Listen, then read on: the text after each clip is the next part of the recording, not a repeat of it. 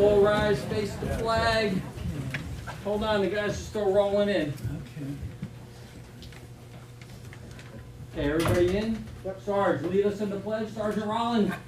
Pledge allegiance to the flag of the United States of America and to the republic for which it stands, one nation, under God, indivisible, with liberty and justice for all.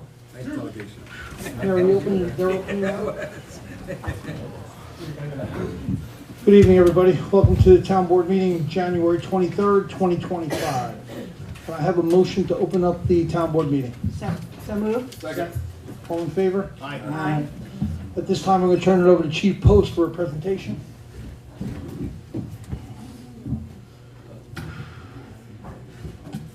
Good evening, town board. Goshen. Town.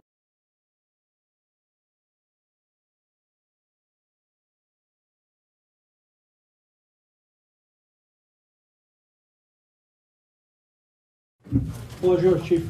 Thank you, sir. Lieutenant Slazinski and I would like to thank the board for allowing us this opportunity to make a quick presentation that's on behalf of the town of Warwick and our police department as well. We've always had a strong working relationship with the town of Goshen Police Department. Because we border each other on so many different roads, it's not uncommon to see a Warwick police officer and a town of Goshen police officer working side by side at any incident that we have. But in 2024, that whole thing took a whole different meaning and a much deeper meaning in our working relationship. Just want to highlight a couple things. In December of 23, we started an investigation into an arson in which a New York State trooper and his family were targeted because of 3 tickets the trooper had issued, 3 minor traffic offense tickets. The reality was they were targeted simply because he did his job. Our investigation involved multiple agencies, over 20 search warrants, and most of those search warrants had to do with electronics. But there was additional information that was developed that did relate towards the town of Goshen. And without even having to be requested, Chief Post tasked his officers with assisting us. While we were working through the electronics and really a whole new dimension of doing an investigation, your town of Goshen Police Department, under his direction, was focused on safety and protection, which was huge. Then this past November, an over 5,000 acre wildland fire started in the town of Warwick section of Greenwood Lake. A command post was set up early on day 2 of the fire at the Greenwood Lake Firehouse.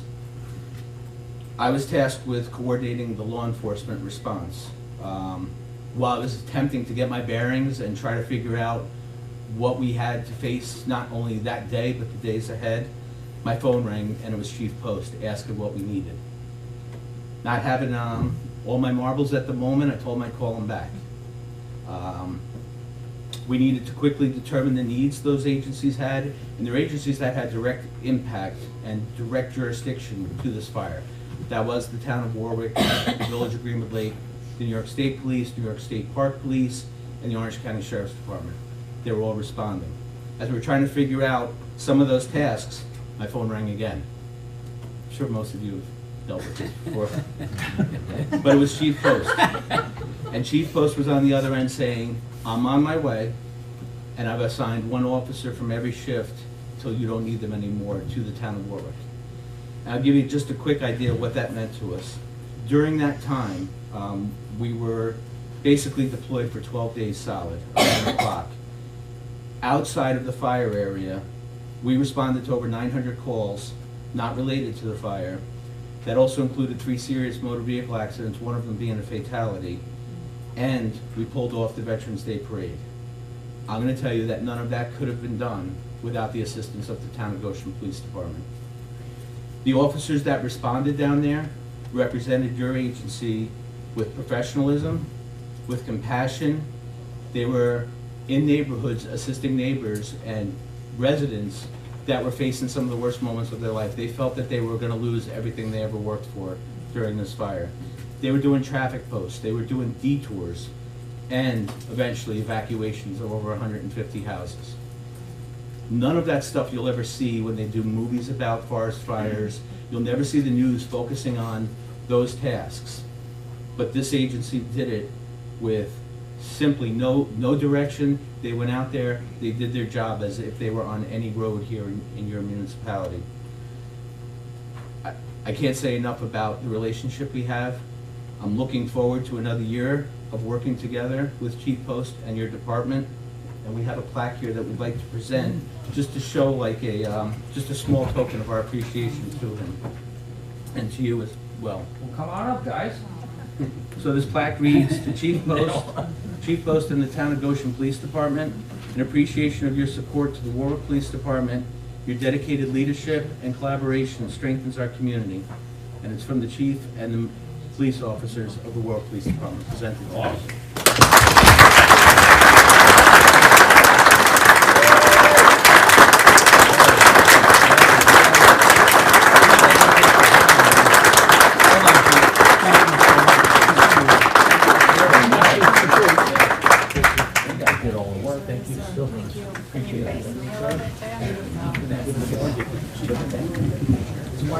Keith.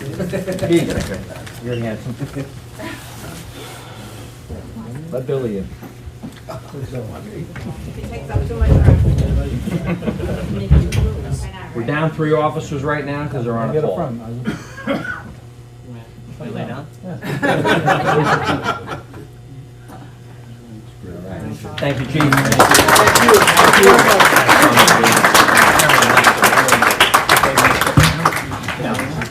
I got one. I got something. I got. Hey, Eddie. Okay, that looks fair. Eddie. Doing feet too? I have one more. One more. Good. I just want thanks for that cheesecake, man. That was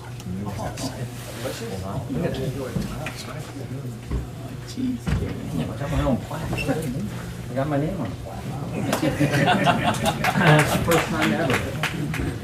All right, I got another thing. I'll be fast. There's a lot of people here. I wonder what's going on. I don't know, but I got one more thing I'd like to go over with the board if I can have a few. A few. Minutes? A few. 10. Oh, 10? Bye.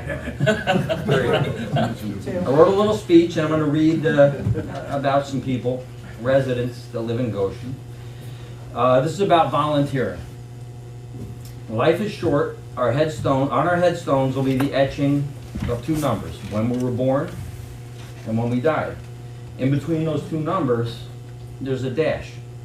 That dash represents the time we have here to make a difference, or not. As a volunteer, you give your time. The most precious resource in our lives, and just that hour that you give volunteering can never be replaced. As a volunteer, you bring much to this community: skills, advice, experience, friendship, vision, leadership, inspiration, etc. that you can bring. But it's the time that you give, that you choose to donate, the most precious commodity in the known universe. Please realize that the giving of your time is simply and utterly magnificent. So today we take a little time out to thank you and the amazing time that you give. Truly, thank you for your time. So I'm going to speak about 2 people, 2 Goshen residents. They don't want to take accolades. They don't want to be recognized. They don't want to be named. Too bad.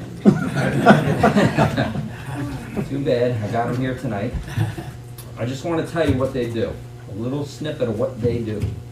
It's going to make you feel a little bit, it's going to make you self-reflect. Volunteering, they get donations of food and baked goods from ShopRite every week or every so often. 7 days a week, using their own car, their own gas, their own tolls, from White Plains to Liberty, over 200 locations they deliver to. Volunteering. They also cook and deliver holiday meals, baked manigot. Is that how you say it? Manigat. I come in for that. Oh, manigot, I'm sorry. Is that how No, you it's say it? Manigot. Baked manigot. I even come in for that on Christmas Day. And turkey with all the trimmings. They deliver to the senior center, to the village PD, town PD, any residents that are needy or going through tough times, they'll hear about it. They even bag up food and hang it on people's doorknobs. This year they cooked 41 meals, this Christmas, 41 meals. Voluntarily, their own house, their own oven, their own stuff. During the holidays, they collected 3,000 to 4,000 toys for needy children. They supply toys to the children, veterans, and the needy. Now the most important job, in my opinion, that they do.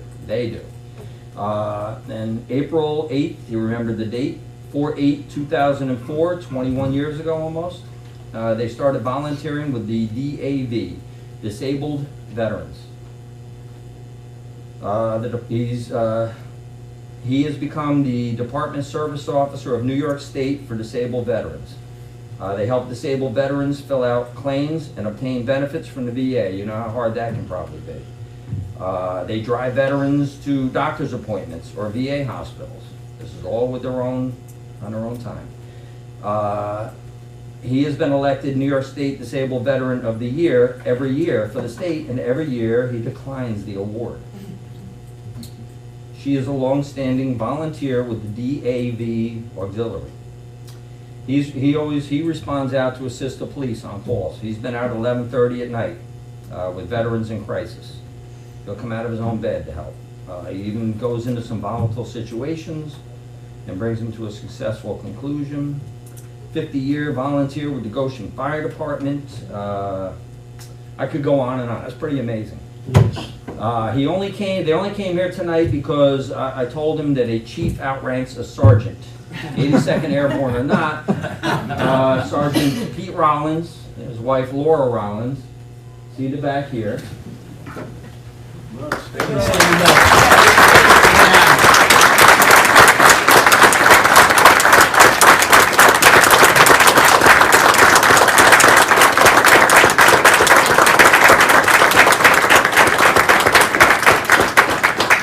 And for Laura, a nice bouquet of flowers. From our Laura to your Laura. And PVA has a gift card for them to be used for gas or wherever they need it for. And I'm probably in big trouble, but they want to go under the weather. Yeah, it's not happening. Am I being cut? No. You can talk to them. They're Sorry, Mayor. And thank you, Pete and Laura. Thank you, Laura.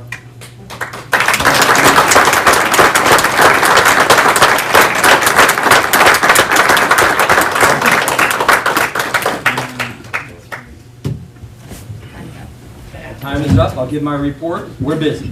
Okay, That's the end. We are busy. all right. And I'll give a report next time, whatever you guys want. Thank you very much, All Chief. right. Thank you, everybody. Thank you, guys. Thank you, Chief. Thank you, Chief. All right. Item number 1 on the agenda, the public hearing, continued public hearing in the matter of establishment of the Town of Goshen Ambulance District in the Town of Goshen, County of Orange, State of New York. Anybody in the public like to speak for or against or anything relative to the public hearing on the ambulance district? Go ahead, Neil. Thank you. Neil Haller, Town of Goshen. I just have some questions, really. I got the budget, and it was a little bit tough to understand because I think if you looked at it too, it's not the way we usually look at budgets for the town, but that's okay. So I couldn't quite follow it sometimes. One of the interesting things I think is that all of a sudden, at some point, I think it's in 25, maybe it's in, I think it's in 2025, all of a sudden there's a line item of $125,000 that was not there before for hospitalization. Now, I don't know what that is. It's just a question of where'd that show up all of a sudden.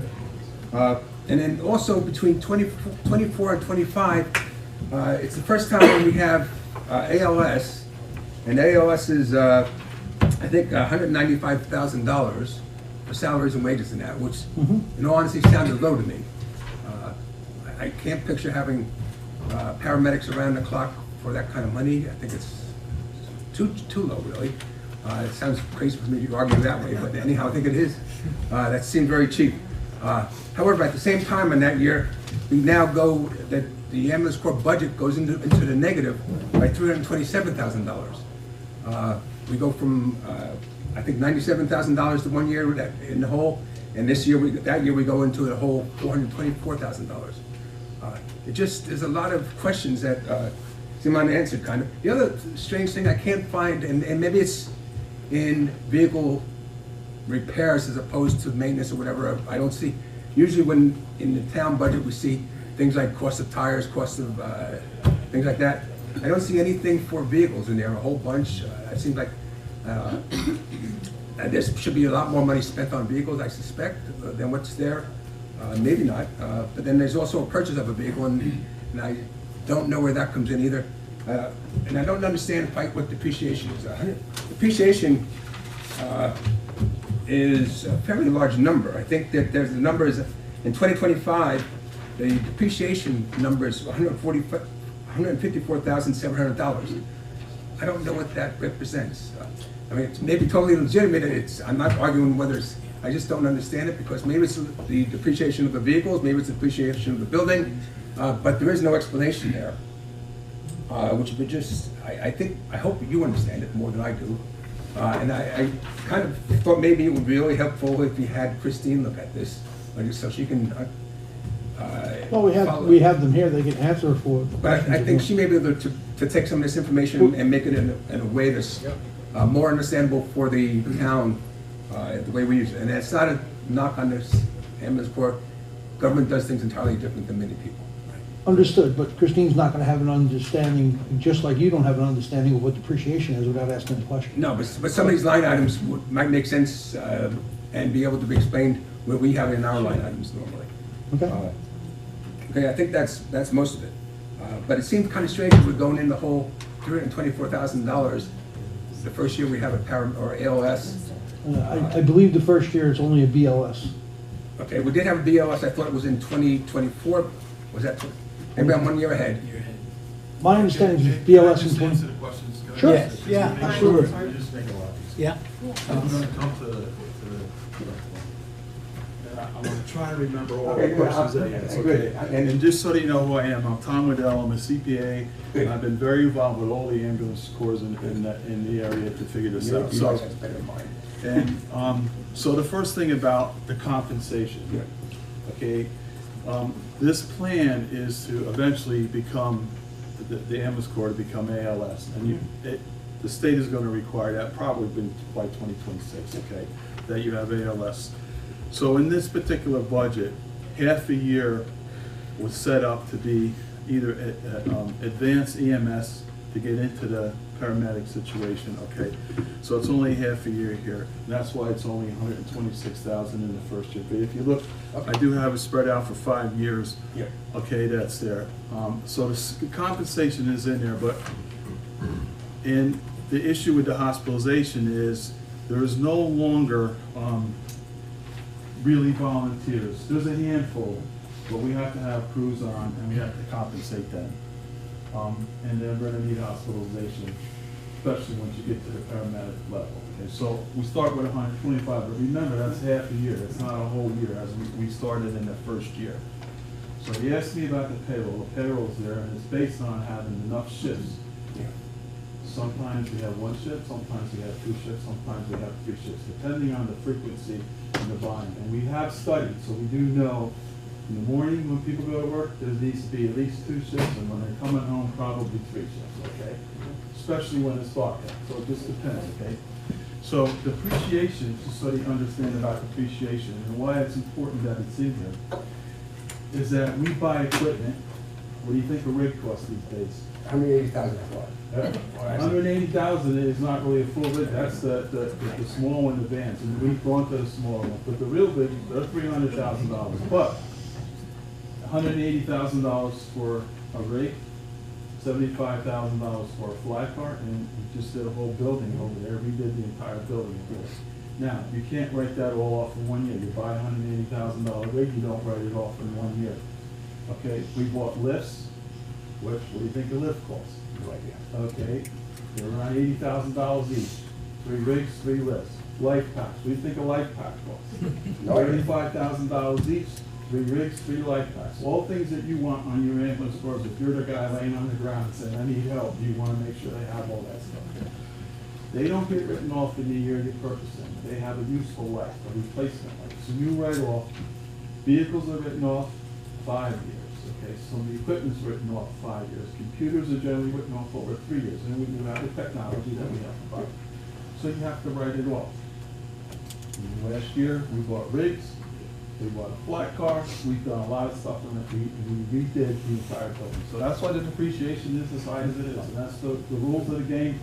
Now, you have here is, which I want to say is, you're familiar with government standards. The ambulance corps is not a governmental entity. Okay, it'll be working for the governmental entity. So we have to file not governmental accounting procedures, we have to file generally accepted accounting principles, and that's how these budgets were prepared. They're a little bit different than a government, so very confusing. Now, I think I got all the questions, but I'm not sure. I think you really did hit most of it, and I thank you very much. Okay. And I tell you, they've been working very hard. They've set up everything that they need to set up. They've prepared themselves. They're well on their way. And as I've done a lot of these ambulance corps and worked with them, I can tell you, Goshen's one of the most financially responsible ambulance corps I've worked with so far. They really are. So I just want to commend them in that, and I appreciate the opportunity to speak. So if anybody else has any other questions on here, I'll answer anything you want to know. It's nothing to hide, it's for real. Yeah, that's great. Thank you very much. Thank you. Anybody else like to speak on behalf of the ambulance district? Ernie, I think you had an update, didn't you, with the village? Because, you know, the village is the, you know, hopefully this situation is going to come between the village and the town. And I think you have an update as far as where the village is. Sure. My name's Ernie Stonek. I'm the president of Goshen Ambulance. We've been back and forth with the village several times. We've had a meeting with them in person. We brought Tom with us to explain some of the finances and stuff. Last week I got a request for some information, a lot of the information which has been presented all along, looking at how much the tax impact would be on an individual. So we supplied all that information to them. We have a meeting scheduled if they're on their agenda for this coming Monday to, you know, again, answer questions and concerns at that point. We're still very hopeful that over the next couple of days, we'll have some conversation back and forth and maybe come to some, you know, further understandings there. So, still in the mix, still in works, but, you know, they understand that it's a very tight schedule. You know, we need this kind of resolved pretty quickly for them, so. Yeah, we need to be done by March 1st. Yeah, so that's, you know, within 10 days, less than 10 days. So, and then meeting Monday night doesn't give us a lot of time there. You know, again, it's on that. You know, it's like we've been back and forth, giving them the best shot that we can, making ourselves available.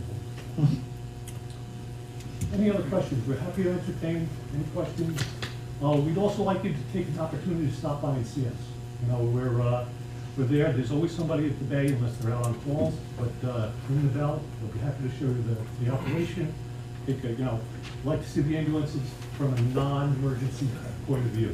You know, it's like go and walk around and touch some of the equipment to look at. You're always welcome. Stop by and see us. Thanks, Ernie. Thank you. Appreciate it. Yes, sir. Joe, if whatever's going on with the village, if they don't get it done by March 1st, do we still proceed? We'll get to that. Is it a good question? Is it a good question?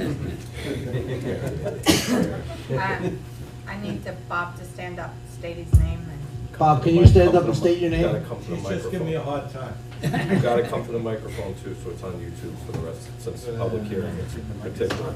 That's why I don't talk much.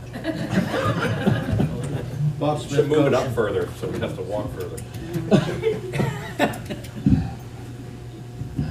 Anybody else like to speak on behalf?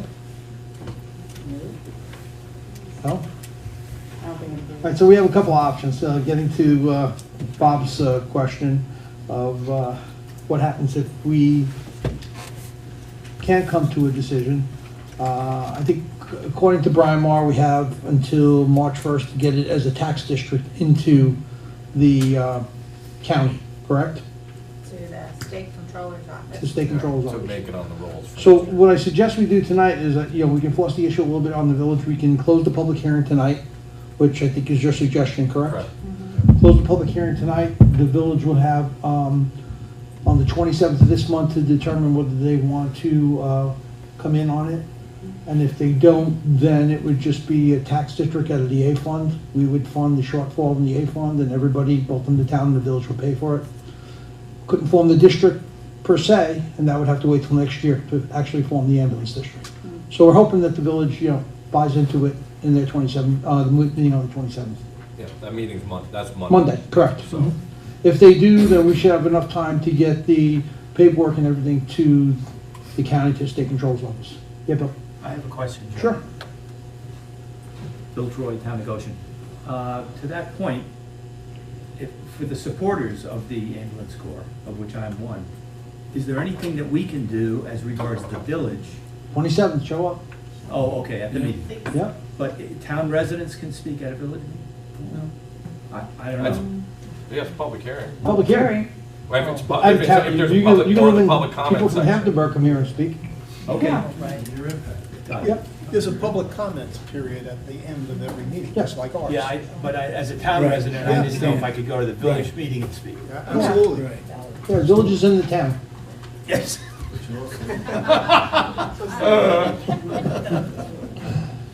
Anybody else like to speak? Can Yes, you Dave? just explain that A fund thing again? So if we, what we're gonna do if we close the public hearing and we look to form the district, we can form the district, but we can't form it without the village and all the villages going in on it. So we can take a look at what as I understand it from Assemblyman Marr, we can look at what their shortfall is going to be, and let's just say for argument's sake, to do BLS next year, it's $200,000. We'd increase the A fund by $200,000 and increase across the board for all residents. Can I just Go ahead. add, can I piggyback off that? So in the event that if the village decides to go forward on Monday, obviously that's a moot point, right? And if they don't, then I'm set to meet with Assemblyman Marr to review how Montgomery handled it to see if it's viable. That would necessarily, I'm not going to be tweaking any numbers or anything, but just to understand the contract dynamics, and then I'll present that to the group and we'll see what the numbers are. So A fund basically means it includes the town and the village. Correct, Yeah. yeah. Yep. Right. Everybody gets their fair share. Is that? Yeah, so it's, Hey, so- you gotta make a motion to close Yep. the public hearing. Can I have a motion to close the public hearing? So moved. Second? Second? Need a roll call? Yes, please. Councilmember Gallo? Aye. Councilmember Florio? Aye. Councilmember Lyons? Aye. Councilmember Caterina? Aye. Supervisor Petra? Aye. All right. Next item on the agenda, continued public hearing, introductory law number 13 entitled A, local law to amend the Goshen Town Code to add Chapter 97, short-term rentals, to require owners of short-term rentals to obtain a short-term rental permit, and to amend the Town of Goshen zoning law in order to adequately regulate short-term rental uses. Anybody like to speak on? You want Yeah, I talk wanna first? address the Okay. group first. So I'm just I'll gonna wait have till the, Attorney Brady give you an update on where he is on everything that he's worked on since the last public hearing we had. I'm just waiting until Yep. the, okay, I'm gonna kind of read from my notes here, it's a little longer than I intended, trying to keep up with Mr. Healy here. So, no, I'm just kidding, I'd say that, the public's input actually has dictated quite a bit of the direction we're going here. So, obviously it's on for the public hearing tonight. Taking the public comments, the edits from the planning board, and any other commentary that I could incorporate, and I've tried to apply it. So while I still believe that an outright ban on one's ability to generate income with their private property, it's a delicate area, it's a dance. Whether you go back to the Constitution, the Commerce Clause, and things of that nature. I couldn't find any litigation that currently is challenging or successfully has challenged outright bans in communities that have incorporated that or have incorporated a different approach to regulating short-term rentals. My suggestion initially was to identify them, theoretically allow them, but regulate them through the permit process the same way we do with bed and breakfasts, hotels, adult bookstores, you name it, okay? They're identified. Then there's a regulation process and a permit process. It still leaves it in the hands of the elected officials because I get a concern with outright bans on things that generate commerce with your own property or person. That being said, as I identified, I haven't found anything that prohibits us from doing or so in the event that we were sued or there was litigation, If somehow that was successful against us, presumably, if it was based on the material nature of banning it, it would subject all those other municipalities to the same litigation. But that is an ongoing process of identifying that. But I'm not going to stop the process of developing this law and editing it. There's two different vehicles going at the same time. So once we made the 180 turn a little bit in the first public hearing where the suggestion was made and some municipalities were identified by Mr. Healy, and then subsequent ones after that, and the board had indicated that they were redirecting me to explore that, and I explained at the last meeting. Now there's three vehicles going on. There's the initial draft, which is made it to the planning board and is still floating around with edits, and then it, we had some folks suggest other edits. We had citizens suggest edits off of that as well. We had the ERB suggest edits, so on and so forth. That's still sitting there, okay? There's my exploration of making sure that the legalities are still okay. Then there's the draft that I am currently constructing, which is the outright ban, which I intend to have a draft fully constructed for distribution in the next week. So operating off that timeline, that would it doesn't reset everything. I'm going to suggest that the public hearing be adjourned, allow myself to get that draft to the same entities, which we start with the planning board and the county. I think it's best that I wait for feedback, incorporate said feedback, then post said draft to the not just the dais, which has certain procedural requirements, but the folks that have invested their time in this, that have helped guide the direction of this, so that there's a proper amount of time to react to that, suggest edits to me. So while I appreciate the public hearing process, it's open, right? And those edits and suggestions can come throughout this whole process, via email, via phone call, via a meeting, so I can properly react to it. Otherwise, many times I'm going to punt on the reaction because I don't fully know the answer, because it's a new area of law.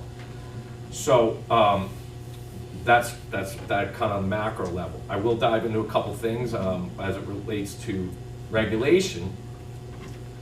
We have short-term rentals and things like that identified already in our town code.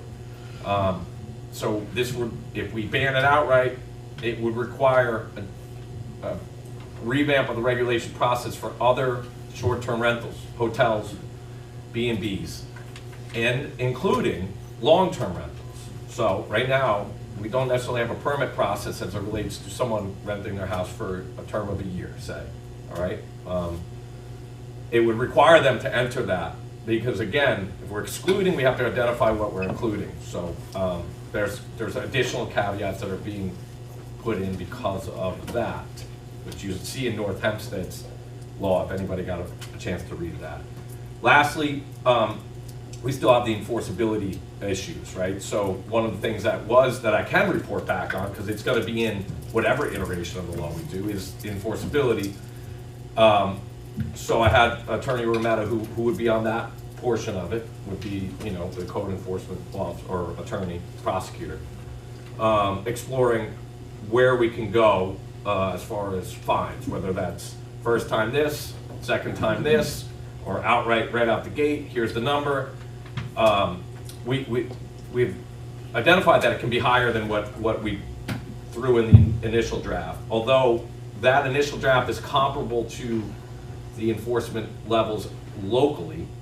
We're going to get the exact max number that we can prosecute under, and then we'll leave it as the board's determination how they want to put that number up. That's not the attorney. So I just want to get to the cap number on the enforceability. So again, I cited that just so you know that while I'm redrafting over here, there are parts that they're going to be in play either way. It's a very long way to say, if you're going to speak tonight, I just ask that you understand that I'm probably not going to address your comments directly initially, and the law that if you're going off the law that was drafted, redlined, especially the planning board's red line, which identifies certain areas and certain parts of the regulation of the permit process. Right now, that's on hold. So don't know how to, I don't know what everybody's gonna say, so I wanted to at least say that up front, so you don't go up, everybody, we have a cavalcade of people talking about a law, and a portion of the law that's, right now, doesn't appear that it's gonna be going forward. That being said, I'm done. Open the floor up to the public. He left you speechless, Chris, huh? I gotta say, it's first time. First time. No, no,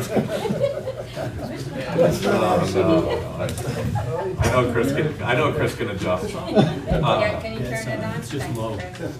Can you hear me now? No? Always a problem with these things. Yeah. On? There it is. There we go. You got me now? Gotcha Thank now. you. Good evening, Chris Healy, Town of Goshen. Wow. Okay, Mr. Brady has completely thrown me off my game. I had a plan, but I still have the outline of a plan. Mr. Supervisor and board members, 2 weeks ago we had a town board meeting where Mr. Brady was very, very good at smoothing out this process for us. Not as much as he said tonight, but did explain that this is a very fluid situation, and I appreciate that. I suppose I had to go to law school to understand what he said tonight, but I get the gist. It's still a fluid process, and I understand that. I would like you to know that, yes, we did have a meeting in December, and we had a local law, drafted an introductory local law. At the end of the meeting, we said, is there a possibility to ban it altogether? There didn't really seem from the board that there was a whole lot of appetite to move forward with a short-term rental law because, well, quite frankly, it needs the headache. 2 weeks later, we had just a day later, next week later, we had a planning board meeting where we had the next week, 2 weeks later, they deferred the planning board meeting because there was a talk of maybe banning this altogether. Last week in December, no town board meeting because of the holiday. First week of December, planning board meeting where there was a 2-hour conversation at the planning board about this introductory local law. I was surprised because they were talking about this redlined markup version, which is not available online. Okay. But after that 2-hour conversation, notes were going to be made. It was said at the planning board that they would be sent to the town board. And so tonight we're having this public hearing, which I appreciate Mr. Brady saying we should probably hold over because we seem to be we're talking about a law that's not actually written yet, and very difficult for any of us to make comments on a law that we just don't have there's no bite to it. That said, there are some residents of the town, I see some new faces in the audience that probably want to speak tonight. My position on this has been well known. I would like to see an outright ban on short-term rentals. Not because I don't like my neighbors, I like my neighbors, and I want people to make money with their homes. I just don't want it to affect our quality of life in the town. As I said before, I don't think anybody has ever said, I'm so happy that my next door neighbor turned his house into a short-term rental. And I think that the only people you're going to find that actually want short-term rentals are probably those that are going to make money on it. Right now, I understand there are some short-term rentals in the town, and I understand they're private homeowners. I happen to have some information in Florida. We have this going on in the state of Florida, whereby corporations will go into a municipality and they will just buy homes, and they'll buy them at increased prices because they know that they're just going to turn them as short-term rentals, Airbnbs. Eventually, that neighborhood sinks. It absolutely does. You've never heard anybody say that neighborhood went good. Those neighborhoods go bad. I don't want to see that happen to our neighbors and to our quality of life here in the town of Goshen.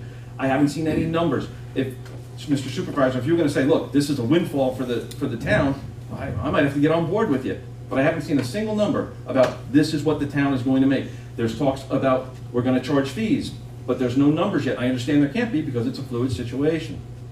Finally, I hear a lot about regulation. Well, we'll take care of this with regulations. I've said time and again, here and online, that by the time you start citing regulations, the headache is already there. You've already got noise pollution, parking problems, garbage blowing across my lawn. By the time we get there, the headache is already there. Regulations are really aspirin for the headache, and I'm saying, let's just not have the headache at all. That's my piece. I do hope we get to speak again about this. Yeah. Mr. Brady, once again, I don't envy your position. You seem to have the hardest job in the room. No, can I respond? I actually I would recommend to the dais, based off of Mr. Healy's comments, I think he's identified it properly. It is a law it's in flux, right? So commenting from the dais, it's be cautious about it, like I said last time. Well, law really doesn't exist. Right, so and so it's kind of in. It is. I don't envy my position. You're right, Chris. No, but I wanted just clarifications, because I said the public hearing was extended to tonight, and I'm going to recommend it go to March 13th next. We have to have a date certain when we adjourn it out. So I know people came tonight, and I certainly, that's why I addressed it up front. I don't want to waste anybody's time, but we do need procedurally to identify a date, all right? So that way the public can come back and knows, because we don't send out a whole nother notice, you know, it's a different procedure when it's adjourned. Well, I'm going to say, it's very hard to comment on a law that doesn't exist. So is it premature to, I mean, I guess it's, obviously, we would know people are for or against it, but until we actually have a law in front of us. That's why I'm asking for 313. I'm asking I think for the that's extended very time. reasonable. And you're right, and especially yourself, because you came on in January, you don't even, like, But it goes beyond just having a law, because you don't even know whether you're going to approve it to Correct. do something or ban it completely. And we haven't even gotten any feedback from the planning board I either, believe that so. I was, my change in direction was, so let's start off at the beginning. You guys, you authorized me to start the draft on something to regulate this issue. When we say regulation, I'm talking about a permit process the same way you would have with any other commerce in this town, right? So that's what I meant by regulation. I agree with what you said in general, but then there was a change of direction. You reauthorized me to look into the ban. So that law that was being discussed, that we set for a public hearing, that we were talking was on about, hold. was in existence. Right. But for the purposes now, I pulled it away from you guys, right? So I think it's just easier. We're in this. There's a large component of that draft that will be in place: enforceability, legislative intent, things of that nature. So it's the core part of. Initially, it was regulation by permit process and identification in the event that the permit was approved. 10 years from now, 20 years from now, there's a change, whatever, but it's on the code. So I had to draft it with the idea that you guys theoretically could okay a permit. Yep, understood. Okay, that's why, and that's where it got held up with the planning board, because that was their job. Right. Yep, okay. All right. Chris, anything else? Yeah, that's. Mr. Supervisor, maybe to try to just save a little bit of time, I think some of the people here tonight definitely want to speak on this issue, and I love this forum. For those that want to come up, they can come up and speak, but maybe some people came here to say that they do not want short-term rentals in the town of Goshen, and rather than just come up and say the same thing I say, should I have a show of hands? Is anybody that wants to ban short-term rentals? Wants to ban. There you go. Limit, ban, no, just ban them. There you go. All right, that's See, fine. and then you qualified it as. And then now, Mr. Supervisor, if you would take that show of hands as people that would have come up and taken 5 minutes to say their piece. You want 20 minutes more? No. I've said my piece for them, and I thank you for your time. Thank you very much. Thank you, Thanks, Chris. Chris. Thank you. Bill? Thank you. Bill Troy, Town of Goshen. I agree not to get into the details of a law that doesn't even exist. That's a logical conclusion. However, I think there's a core issue here that we need to address. And I'm aware of the town board's position at the last meeting, leaning towards a ban. Others are leaning away from the ban. There is risk certainly involved with a ban, and council has outlined that. However, I just wanted to make a few comments about what we've been dealing with, and personally what my household has been dealing with. And it starts with the distinction between a B&B and an Airbnb. The B&B has a homeowner or designated person living in the home full-time, and a meal, typically breakfast, is provided as part of the rental. B&Bs have been around for a very long while, beginning in the 18th century, actually. On the other hand, the Airbnb does not have a homeowner or other person living on the site, and in fact, this approach is used as a selling point when Airbnbs are being promoted on the TV ads and whatnot. And the idea of an Airbnb actually originated only recently in the 2000s. Okay, anyway, this is one of the issues that frankly, if you do not have firsthand experience of having one of these Airbnbs near your home, you can't appreciate the potential downsides, or I don't think you can. For the past couple of years, a house on our street, after being sold, has been used solely as an Airbnb with nobody living in it. Most renters have been for Legoland, we know this, but also large groups who come in for a wedding or other event. We've routinely experienced trash in the street, trespass, noise at all hours, and cars parked all over. And to the latter point, we all are familiar with the snowfall that we've had in the last week. Multiple cars from this house were left out in the street after the snowfall, which interfered with the town plow when he came through because he had to go around him. And when everybody left, there were large areas of snow left out in the street that couldn't have been plowed. Unfortunately, humans too many times choose to act badly when they feel that they're free as a bird to do whatever they want. Yup, it sounds great to be able to have an Airbnb when one travels, but that assumes that all travelers will act as responsible adults. And unfortunately, that's not the reality. At the very least, I believe that a new local law should require that either the owner or a designee be on site 24 hours a day during rental periods. And if this requirement or other aspects of the proposed law are being ignored, then meaningful fines should be imposed and permits revoked. The bottom line that this is not just about the rights, quote unquote, of a homeowner to make money with a short-term rental, but also the responsibilities of that owner to ensure that tenants do not disregard basic practices of decorum and decent behavior. I thank the board for addressing this topic. Thank you, Bill. Bill, I want to direct you to, in the definition section of the code, owner occupied, it's owner hyphen occupied. That starts the B&B identification. So we're already, I think we're good there. Just want to give you a heads up. All right, I'll talk to you again about it. That's B&B. Right, fair. I said Airbnb. I meant B&B, but owner occupied is B&B. Yeah. Yeah, I just want to. It's in the code. It's already identified. Yeah, I know. So. Well, sorry.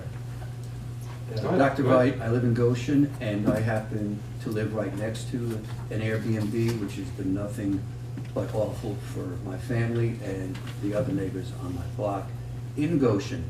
I totally get, I would like there to be none of them. I'd like it to be outlawed. But I think it's very important to hear our comments, especially if we're directly affected, to help design the right law and think, yeah, maybe we shouldn't ban them, or maybe we should.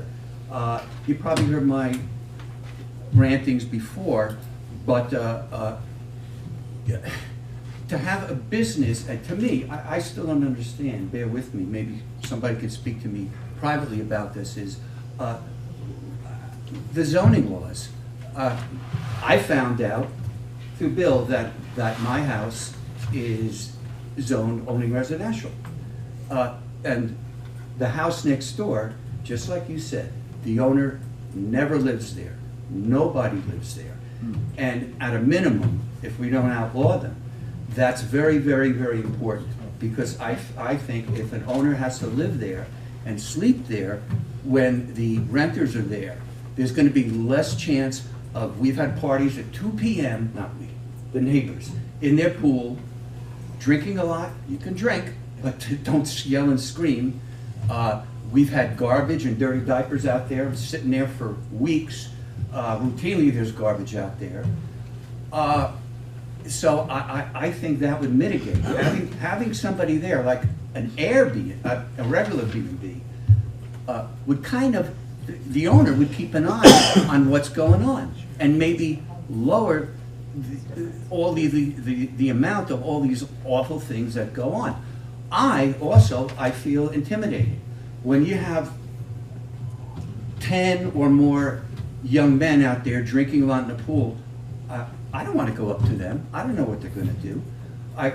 We've called the police several times on these things. We've had, I'll make this quick, I might have said it last time, but bear with me. My wife ordered a vacuum from Kohl's. It didn't come after a few days. We called and called. Oh, it's been sent, it's been sent. and we find out, oh, call the delivery man. Delivery man says, oh, well, we have the pictures. It's right in front of your white door. I said, our door's green. So what happened is, I went next door, I tried to call him. A big thing of this too is communication, because what happened to me, and Officer Exposito and the chief can verify this. I called her up, it was twisting a leg to get the number of the owner. The secretary eventually would not take my calls. No communication there.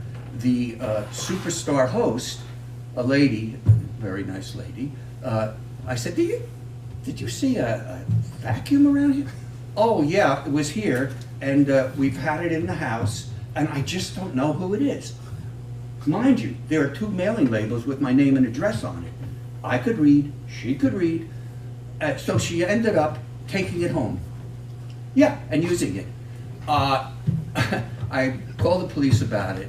I don't want to be in some kind of trouble because they're setting me up. I'm not paranoid, but this stuff happens.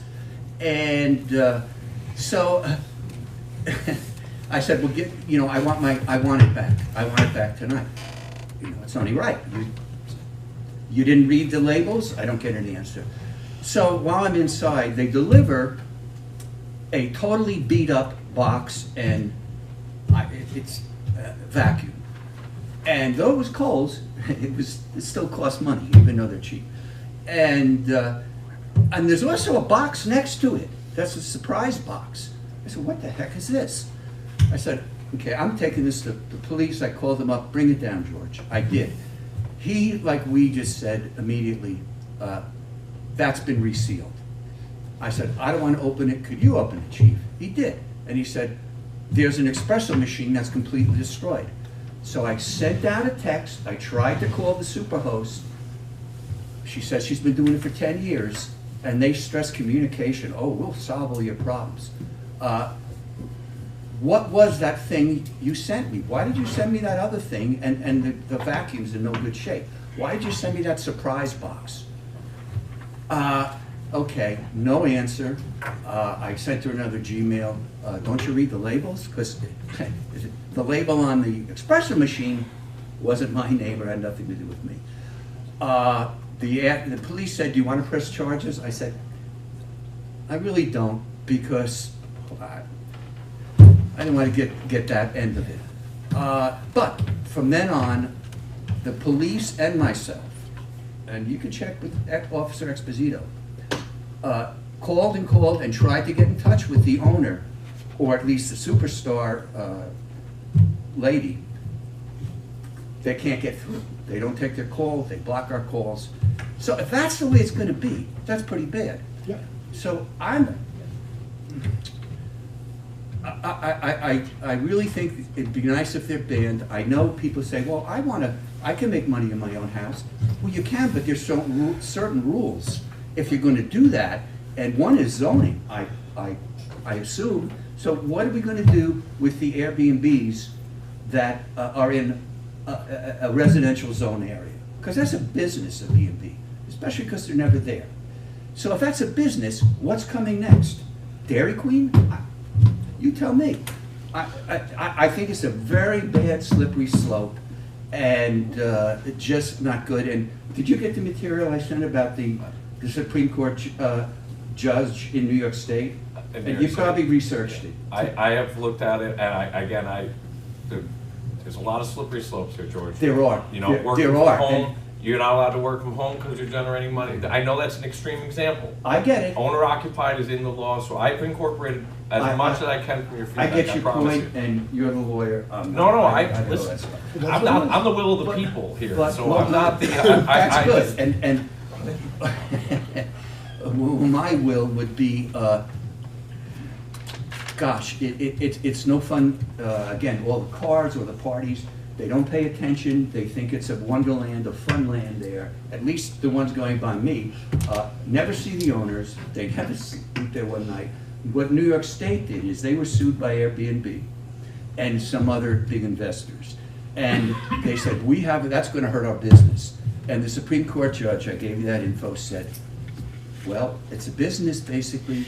There are rules and regulations in everything we do in life, including starting your own business. So she threw the case out.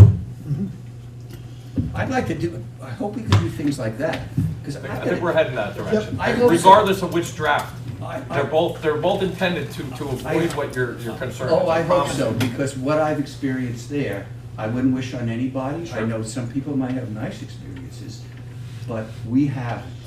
And I've had people walk into my garage or almost into my house without anything. I don't know who the heck is there. It's a different group every time, and they're very large groups.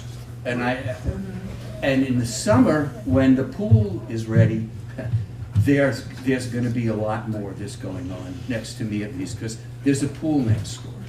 I hope being a business, they're following the regulations to pool safety and chemistry. I didn't see any of that when it was open. I know I do for my own pool, but it's a business, it's not a residence, it's a business. And I don't know what is the way, if somebody is living in a place like they are and has a business, but it's just residential, George. what can be done?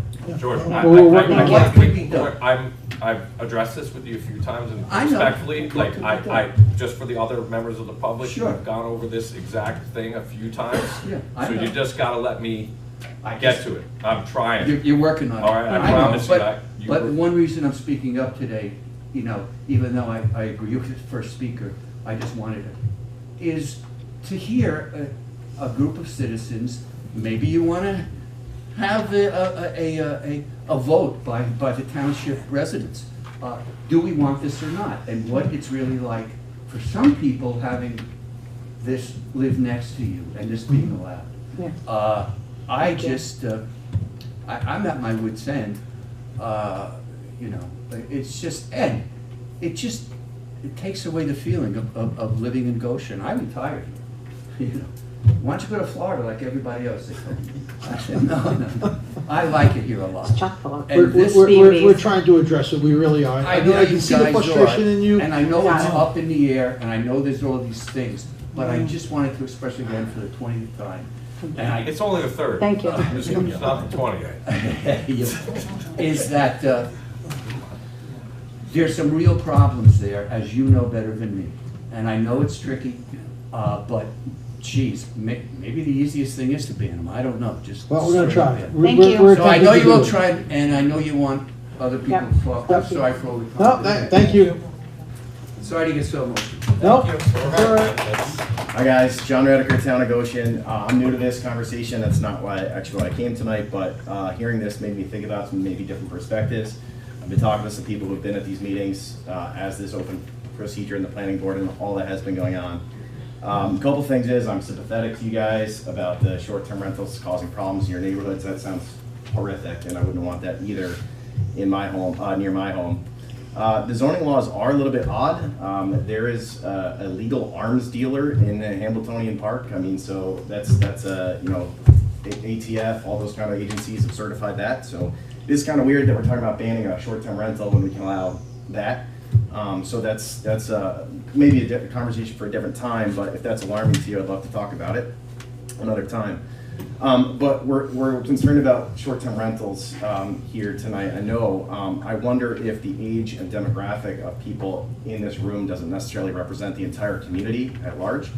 I know many young people are very having a hard time with the affordability crisis of trying to live in this town, and many young families as well. So I think that a short-term rental is a way to provide a means of income for your family, and I'm sympathetic to those who struggle with that. We're fortunate to stay within our home, even though we bought it right before the housing crisis in 2009. So it was a stretch, but we were able to do that, and it's harder and harder for people these days. We're building commerce in our town through like large warehouses and other things where the wages aren't high enough to live here based on what we're approving. So there is a serious affordability crisis in this town, and I think it's relative to this conversation. And if this is banned or approved, whatever that is, I hope that this board takes it seriously to think about how to offset the cost of affordability in Goshen. Thank you. Can I just chime in on, I just want to clarify a couple things, because the board, it's a little easier for me to speak on it, but Mr. Redeker, the initial draft of the law, I was trying to try to incorporate everything and look at that, so it allowed, maybe there is a scenario that we haven't contemplated, so the regulation process with the permit process doesn't necessarily mean that there's gonna be Airbnbs, but there could be an outlier, and I couldn't necessarily go down every rabbit hole or hypothetical, so it was to anticipate there was one, here's a permit process, and they still would have to make their appeal to the group.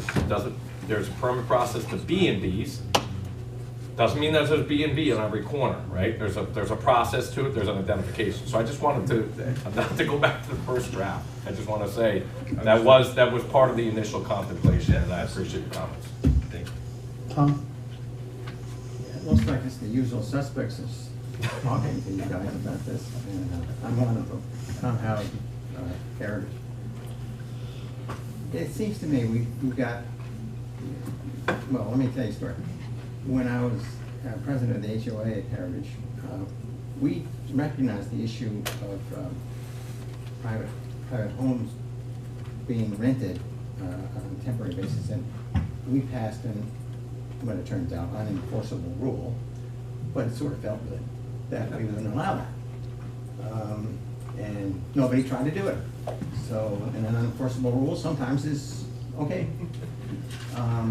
So I'm not saying that was necessarily the right thing, nor that the town should adopt it, but the 75 homes that were represented there can take it as a little public, opinion poll. We've got, as I see it, two issues here. We could ban it outright, which I think you heard from John's position on that. There are some people that see that as an affordable issue. Or if we have some sort of permitting process, the people that are to be accountable have to be the owners. So either they live in the place, or when there is some reason for the police or the building inspector or whoever is doing the enforcement, they need to be available. And the fines or whatever falls down need to be taken care of by the homeowner, so that there's a connection between action and reaction, and not through some, call center that doesn't take care of the problem. The other is, it seems to me some of the towns that have wrestled with this have already, some of the towns that have wrestled with this short-term rentals, they must have put in, as part of the permitting process, calls for the homeowner to be accountable, if not present, accountable for the activities of their short-term rentals. That is definitely, That's gotta be there's a in part of the process for sure. And then we've got to have an enforceable process to deal with that. Correct. I'm not sure the building inspector is the right person to go to see if there's a ruckus at 11 o'clock at night. Well, a ruckus is a particular type of situation at an Airbnb. It's the Airbnb in general that we're identifying, right? So that's, ruckus would be police. Code enforcement would be code enforcement officer, right? So we're operating in the doomsday part of the Airbnb, and rightfully so. Well, the worst case is what you want to avoid. Right, well, the ruckus would, in any scenario, even if it was an approved B&B and there was a ruckus, the police would go, right? So code enforcement there's a balance, but I agree. I think everything you hit, in all the laws I've seen, there's some variation of what you identified. I'm grateful. Good. Thank you.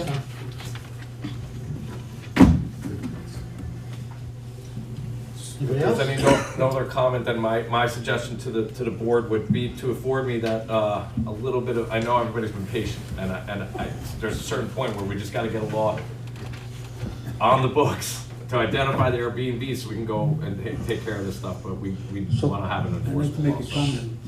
Go ahead. I'm sorry, Phil. No, My apologies. I'm waiting my turn just to make sure. My apologies. I Our jumped the gun on residents that. do the commenting. and I if just, not- yeah, my apologies. No, no one did anything wrong, I just want to throw my 2 cents in.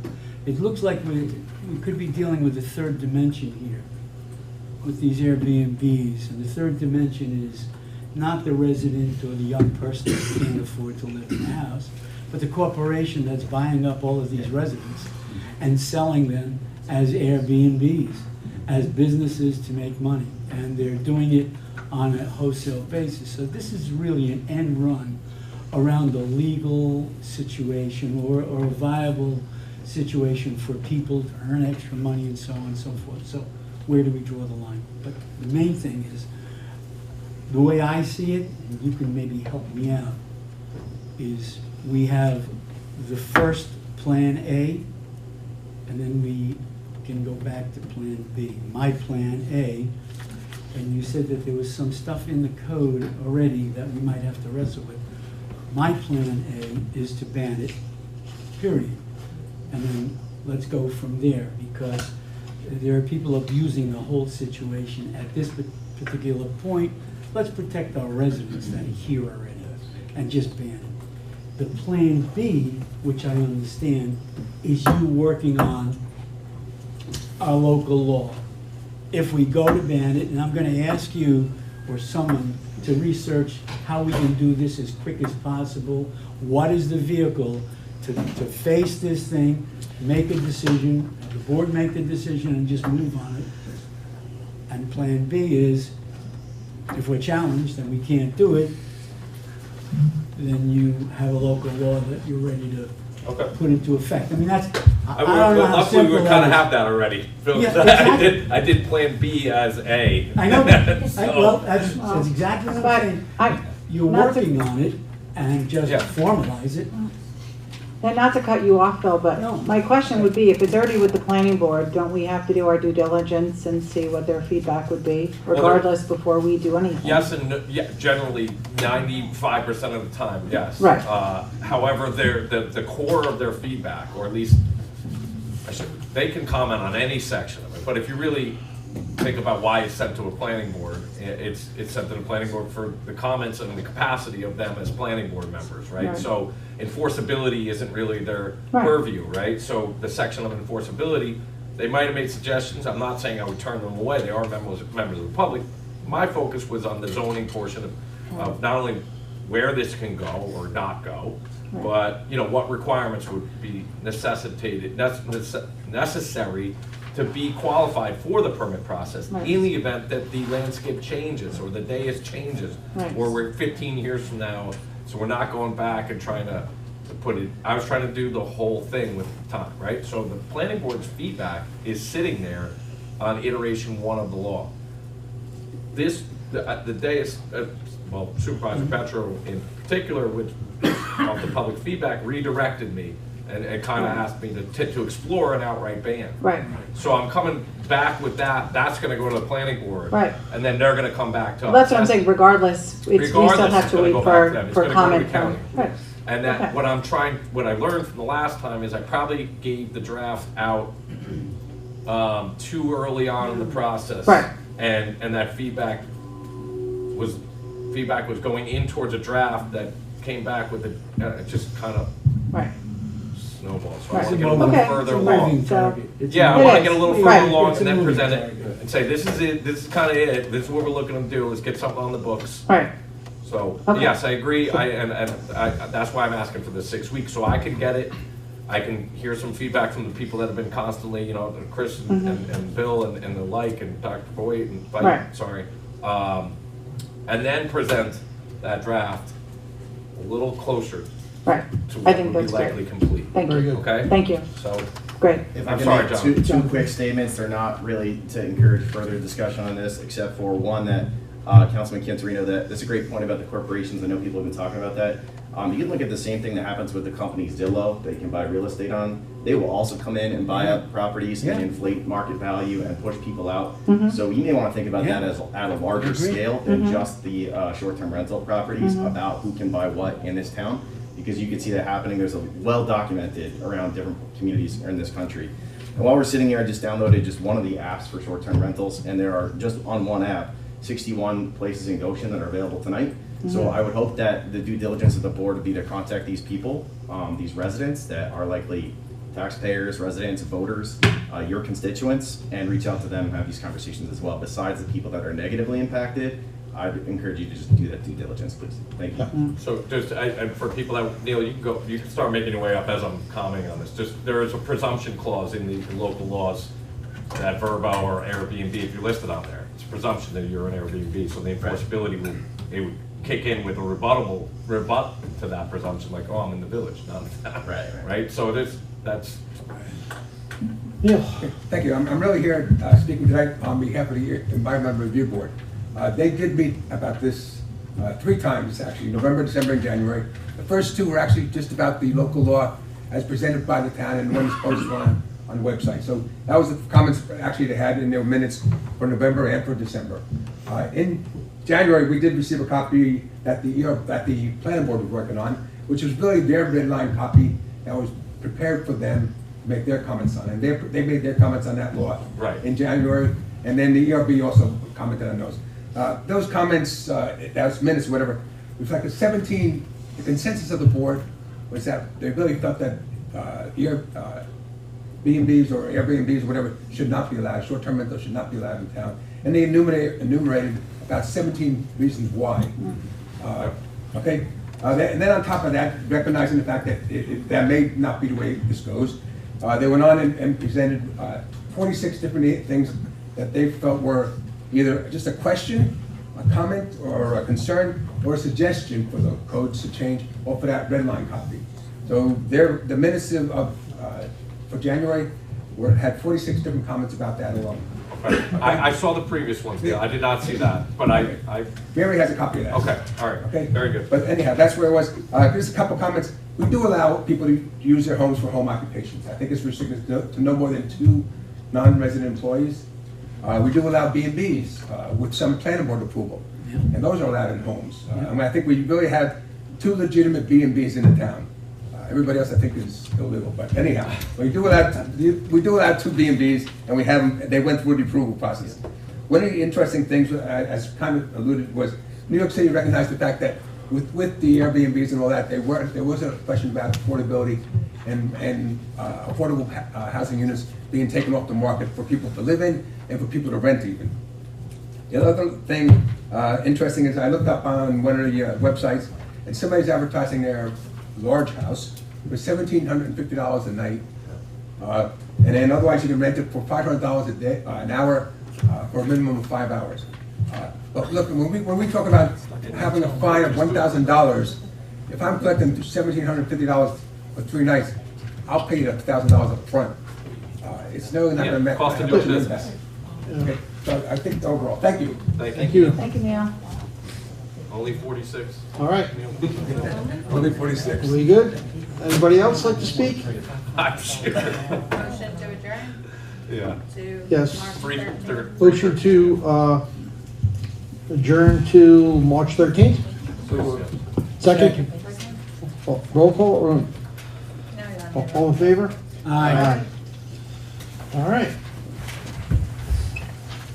First item on the agenda, review and authorize the town supervisor to sign the pilot agreement for solar energy system between the town of Goshen and SR 94 NY LLC. Town attorney has reviewed it, correct? Sorry, I was responding to public comment. It wasn't about you.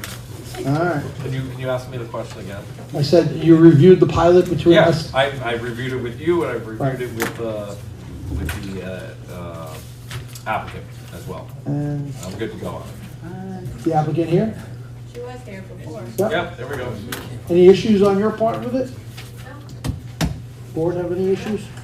I just Go ahead. want to weigh in again. Go ahead. I see the law that we have in New York State, and there's an RPTL 487 law that allows us to opt out of pilots for solar, wind, or whatever we may, to opt out of the pilot. In other words, if you want to have a solar farm, which most of them build and sell or lease to someone else, they get a pilot. It doesn't bring any jobs into the town of Goshen. That's what I would see a pilot should be for. Or some kind of commercial industry that would benefit Goshen. There's nothing. They come in and they achieve a 50% tax break. And there's no contribution to the economic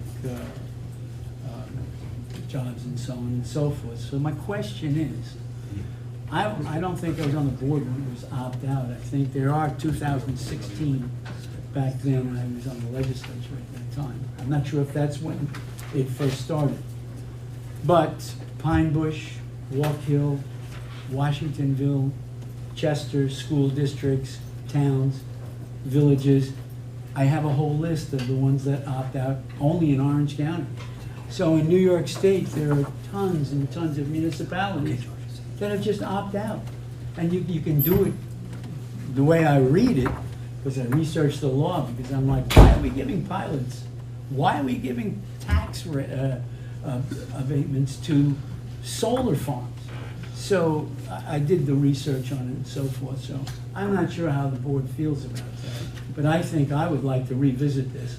And if we can opt out, if you want to build a solar facility and you want to build it and sell it or do what you want to do, then you're going to pay the fair share of taxes. You use, they use the roads to go there and so on and so forth. So I just bring it up. Yep, I think the benefit to a solar farm is to incentivize or help financially improve the farmer who lost most of his business. That's where they're going. Right? That's what it was there for. And I think if we're talking about a minute amount of taxation on these.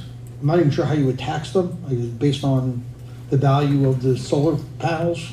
They're doing it like the IDA, I think. It's just basically following the format of the IDA, right? No, you're not. It's a plan that was put in place and agreed to by the county on how they get. 15-year plan. Yep. And you do 1/15th every year, 2/15th, 3/15th. Right, but what I'm talking about is the dollar value. Well, so let's just say for argument's sake, the dollar value is $10 on a pilot and it's $100 on a non-pilot if you opt out of it. The question at large is does that defer does that take the solar farm out of play for the farmer?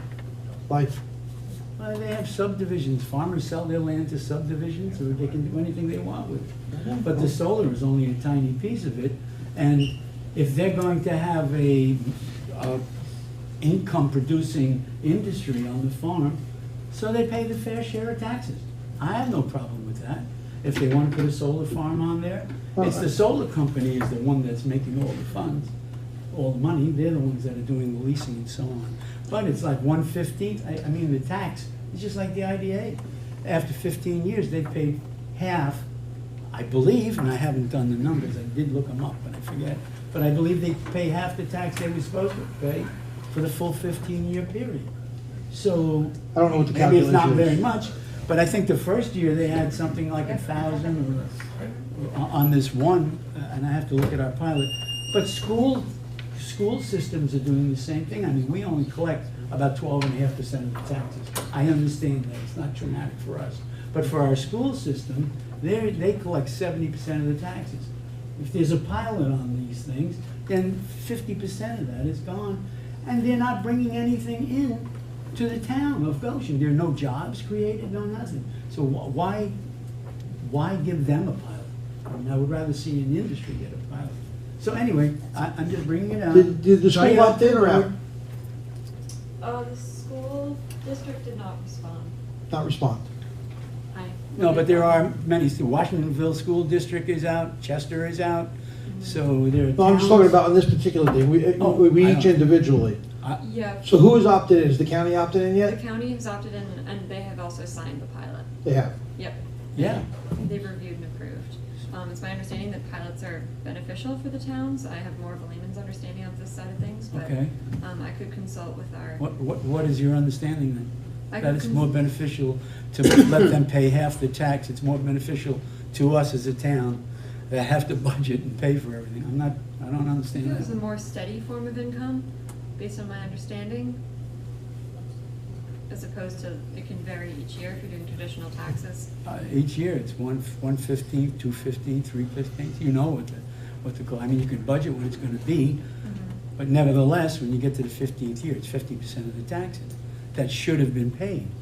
So I'm not, if there's something beneficial for the town, I would like to see it. All I'm saying is, let's just think of this thing. I'm not sure if they really need it, if really, if that's the incentive to bring solar to another farm or whatever, or another area, then I'm not sure if I really like that either. So Something that we can look at. We've Yeah. approved multiple, I think this will be our 6th solar farm, we've approved 5 already. Right. So it's something that we can definitely take up if we decide to do any other solar farms in the future. But we're here talking about this one right now, they're down to the last, municipality, so. Sure. George, you have anything? Yeah.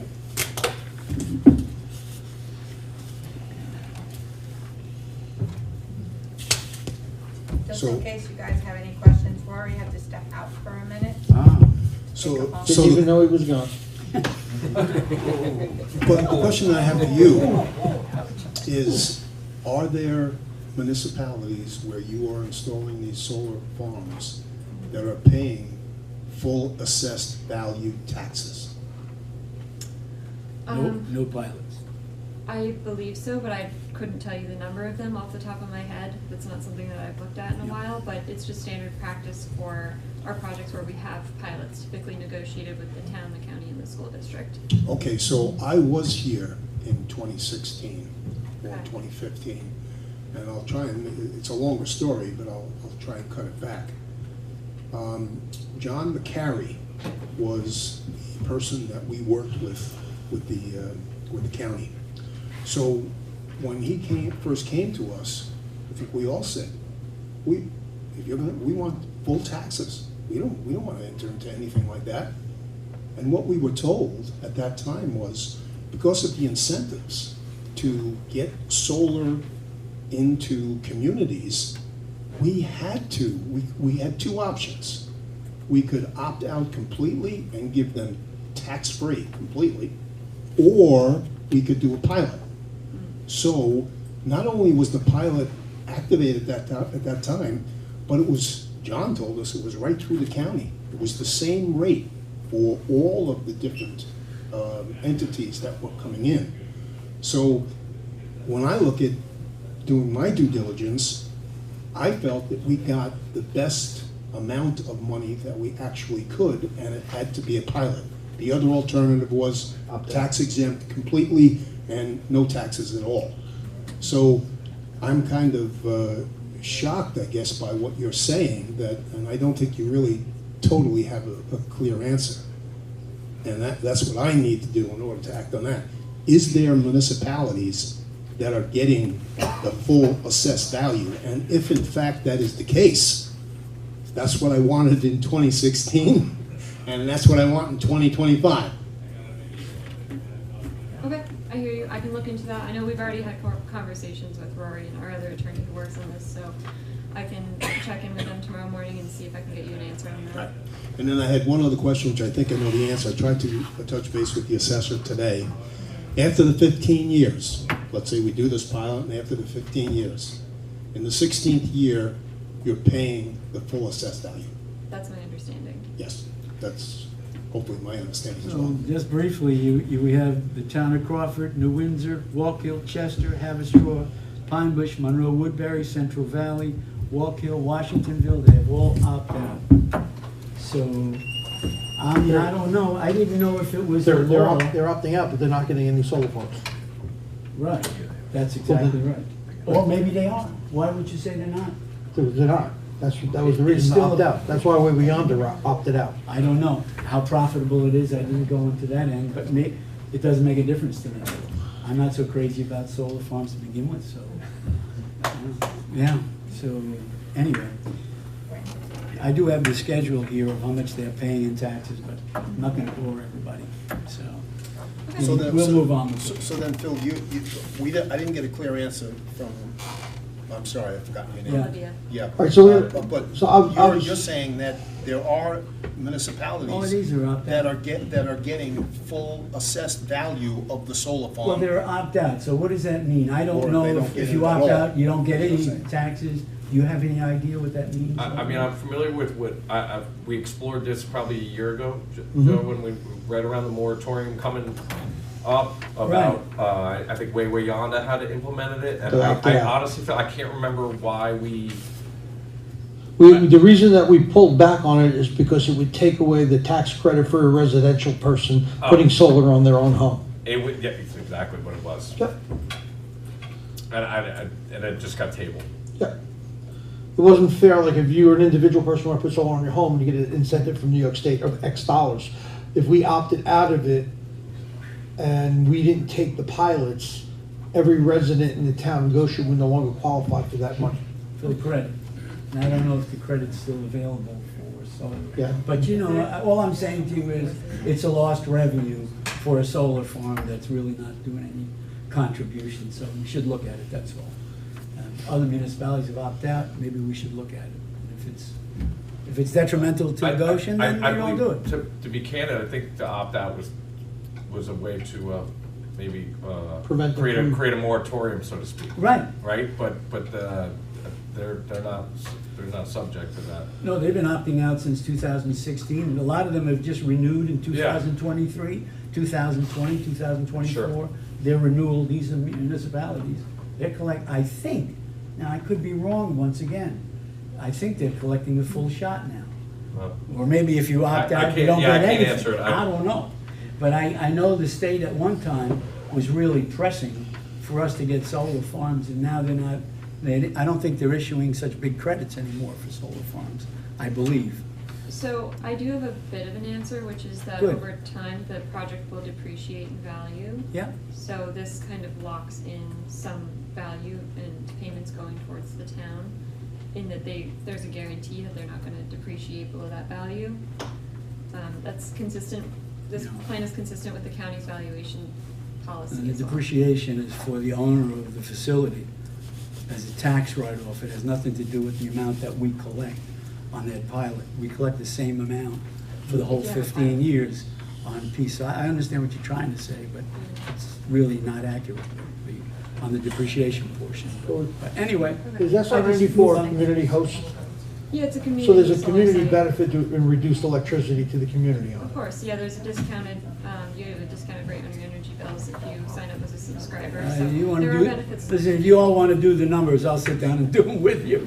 You're going to But reach that point of there is a diminishing. benefit to, you you asked for a benefit, so there is a benefit. Well, what I'm saying to you is you'll reach that point of diminishing return in about the first month. So, I mean, we're trying to do an end run around what I'm saying, and I'm just making I'm basic. just trying to be clear that there is a benefit, that's all. Yeah, it's a community solar site, it's for the community, and it's to Right, benefit the community. right, I'm sure, and I can tell you 100 non-benefits of All right, it. so they So, both anyway, asked for information on let's what move the on. difference is between opting out, so what I really need for the next meeting, we're gonna hold this off, is an assessment of what the full taxation on this would be versus what the pilot is. So Eileen's gonna have to give us that. I think they've got it already, Joe. I don't think we can renege on this. I mean, from my perspective, I have no problem voting for it. Okay. well, All I'm I saying to you still- is, Yes. let's okay. look forward and see what we can do. I mean, Yeah, I can reopen where I was on the non-pilot, you know. Yeah, so I'll just- that's all I'm saying is, All right. if So it's you not have making any anything? sense, but I understand that. Yeah, Okay. I can do that. So- All right, so then could I have a motion to have the supervisor sign the pilot agreement? So move. Second? All in favor? Aye. Here we go. Thank you. There Take you care. go. All right. Next item on the agenda, presentation of the solid waste management permit application by IWS Transfer Station in New York.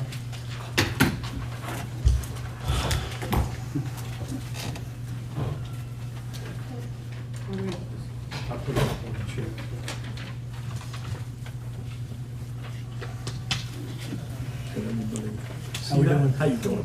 Good. Okay. So I'm Kristen Sorrell from Cornerstone. Jay Dunham, Vice President, Interstate Waste. So we're here to present the Yeah. project and the fact that we've got an application for a solid waste permit, ADB solid waste permit for the board. And what we are proposing to do, we've got a planning board approval for a building modification, addition of a $9,000 square foot addition to the existing transfer station building, in addition to a water storage tank for fire suppression and electrical and mechanical room. This will enhance the operations of the facility, make it safer. The new building will include a loadout tunnel, which will have a scale tarping rack for the transfer trailers that get loaded. We're not asking, the modification was submitted to the DEC for a tonnage of 670 tons per day. Correct. To accept MSW and C&D. The facility, no, we're not changing the hours of operation. No, it stays the same. 670 tons is what the current permit is. We're obviously we're enhancing this facility to go, to be in qualification with the new DEC requirements, the state requirements. Right. Obviously, makes it a much safer operation. Currently, we have tractor trailers that are backing into pits in order to load the volume that's coming in. A little bit more congested right now. This would ease the congestion. Obviously, keep everything inside the building. From tarping the trucks, tarping is being done outside the building now. So, all the way around, it's going to really improve the safety of the entire operation.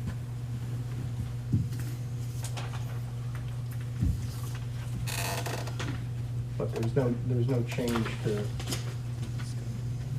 times or days of operation or anything of that nature. Correct. And we made the application to the board. I received a couple of minor comments from Sean this afternoon. He deemed the application complete.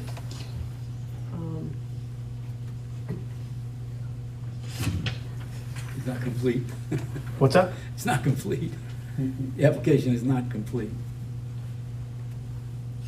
I did speak to him. I have a copy of his letter, and I know you got a copy of his letter too. Right, I spoke to him. He came for you. Briefly, he had a couple of minor comments, but he did deem it complete.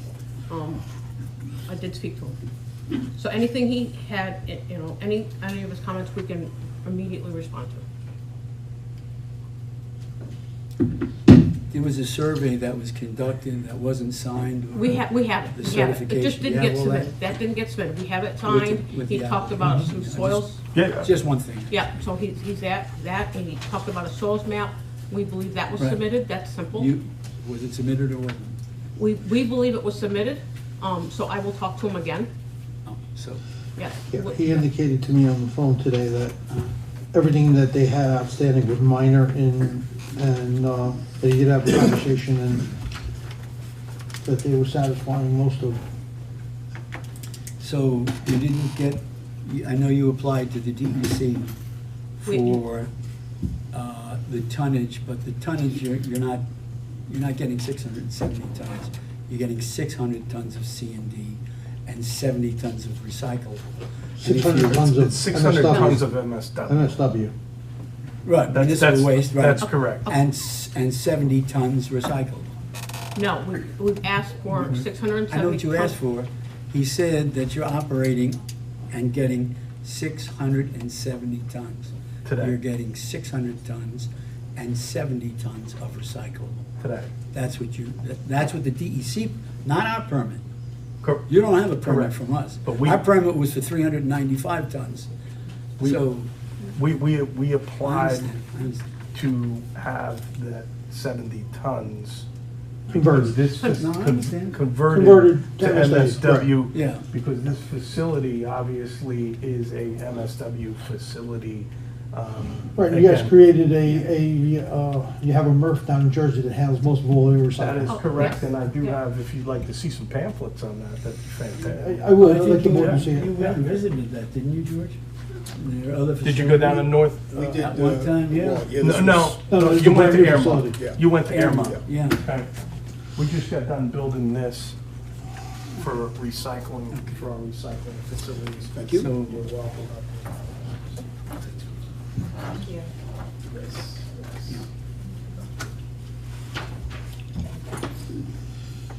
But you haven't received your permit or your, from DEC yet? Not today, no, but we made this submittal, There's plenty to go and it's on. in their hands. And all your, and currently all your recyclables are going to the county, correct? That you'd have to ask So, Jay. so right now, recycling, in Orange County. You're goes- hauling though for the county. We are. Right. That is correct. Yes. If that's the question, yes. we are. Okay, so, any comments? Sure, take Right, okay. So the first thing, which is not really totally apropos to what this thing is, you owe us $200,000. Well, it's part of the agreement, yes. Yeah, that's part of the agreement. And that agreement was signed, we did that, and we changed the rules and regulations. And my recollection is 30 days, the $200,000 was supposed to be here. Now, I fully understand you're here to look at the mechanics of this type of thing. But as far as I'm concerned, I don't think we should be doing anything until we get that payment, because it's past 30 days. And I tell you, I went back all the way to 2009, and the track record is not really that good with you guys. Other George, as corporations and stuff. George, if I can interrupt again, as I said, this is not interstate waste, it was I know it Northern isn't. Recycling, so. But they're operating without a permit now. You know, there's a lot of things that are happening here that I'm not too happy about. So anyway, do you know the status of the $200,000? I do. Jim Anderson, Director of Engineering with IWS. That, I talked to somebody this afternoon, that check will be here this coming week. It's in the mail? No, We got it. So, Okay. Yeah, I fell a little short. The CEO of the company was out of town for probably close to 2 weeks, so, and he was who I negotiated with, Mike DeBello. So I'm aware of it, I told him to come anyway, knowing that it was forthcoming. Right. Well, you also told me tonight, George, you should ask the question. I did. I needless to say, I asked the question. That's my first thing. Yep. So anyway, moving now on to the specifics of this particular thing. I got this today from Sean, and I was really hoping I was going to be able to speak to Sean tonight, although he has some other kind of an engagement. So therefore, he can't. So what I would respectfully request of you people is to, I don't feel that I am able to vote tonight and say your application is complete. I think I need more time, I gotta speak to the attorney, and then of course I have other issues that I delineated here that I really wanna speak to. Because, you see, what happens is, once we do that, once we say it's complete, then the clock starts to tick. And we have to do things in due diligence. Otherwise, we get behind with the applicant, and you know what happens then. Well, there are some things that we have to do prior to even worrying about being complete. But So anyway- there are just some. But anyway, I just don't think that I'm prepared tonight to say that this is complete, because I really want to speak to Sean.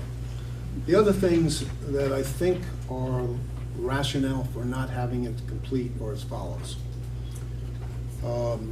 The payment of the host community fees, that still is kind of up in the air, at least that was in the documentation that Sean sent us. Okay, that's the 200,000? No, we have a host fee of $1 per ton. Yeah. That's that, as my understanding, will be off the DEC report you guys submit on a quarterly basis, I believe. Yes. Yep. Right, okay, but I mean, that's kind of a thing that's sticking out there and is not complete. The hours of operation, you say they're not changing, but I'd like to know what the hours of operations are, as per Sean as well. Landscaping. This issue of the amount of tonnage, we had great conversation about this. Councilman Canarino went around this for quite a long period of time. Right now, it's 395 and 70 recyclables, and you want to go to 670. But I don't think that hasn't been determined by us, that we really want you guys to be able to dump 670 pounds per day. 670 tons, excuse me. Tons per day. So that's still like, in our minds, at least in some of our minds, maybe we don't want to go that much. Okay. The current DEC permit that we operate under is 600 tons of MSW And and 70 tons of Recyclable. So you're asking for a change, and actually. What we want to do is, obviously, since we're already permitted for 600 tons of MSW and C&D and 70 tons of recycling, we want that ADB permit to match that. Right, and that's exactly what may wind up being the case, but I think that's still, at least in two of our minds, up in the air, so therefore, it not being complete. Conditions of the road, due to the increase in traffic, I know you've said in your report, but that road, the Hartley Road, really we spent a ton of money on that road, and I'm kind of concerned. I know there's going to be an expansion, right? There's going to be expansion of the number of no expansion of number of vehicles going in. No. I'm not talking about vehicles. I'm talking expansion of the width of the entrance, just to make it safer, make it easier for trucks to get in and out. That's it. That's the only thing we're doing. We're enhancing that, making it safer. What I'm saying is I think the issue of the road itself is something that still has to be discussed. Let's see. Next thing is, in my mind, I have a question about assessed value. So you have a certain assessed value now. You're doing a whole bunch of improvements, so therefore the assessed value is going to increase. But I'd like to know what that's going to be. I mean, what actually is the town going to reap from this as far as increase in assessed value, and then therefore be able to say, well, we're now going to be getting X amount of dollars more.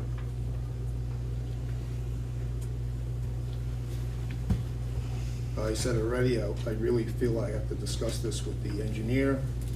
The status of DEC permit, I would really like to see that you guys have the DEC permit before we act on it.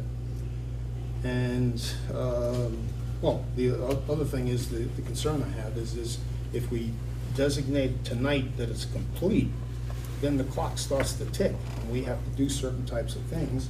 And I really feel like I need a little bit more time to digest what is all before us. As I said, I got this morning, well, actually this afternoon, and I'd like to speak to Sean a little bit more before I say that the application is complete.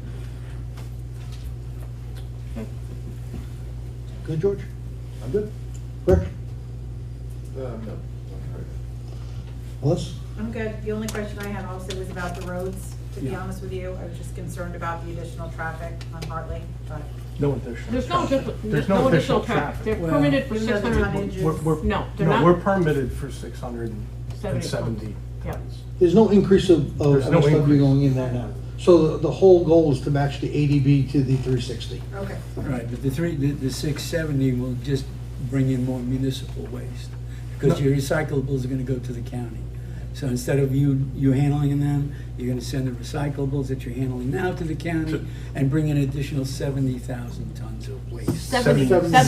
70 tons. So- 70 tons.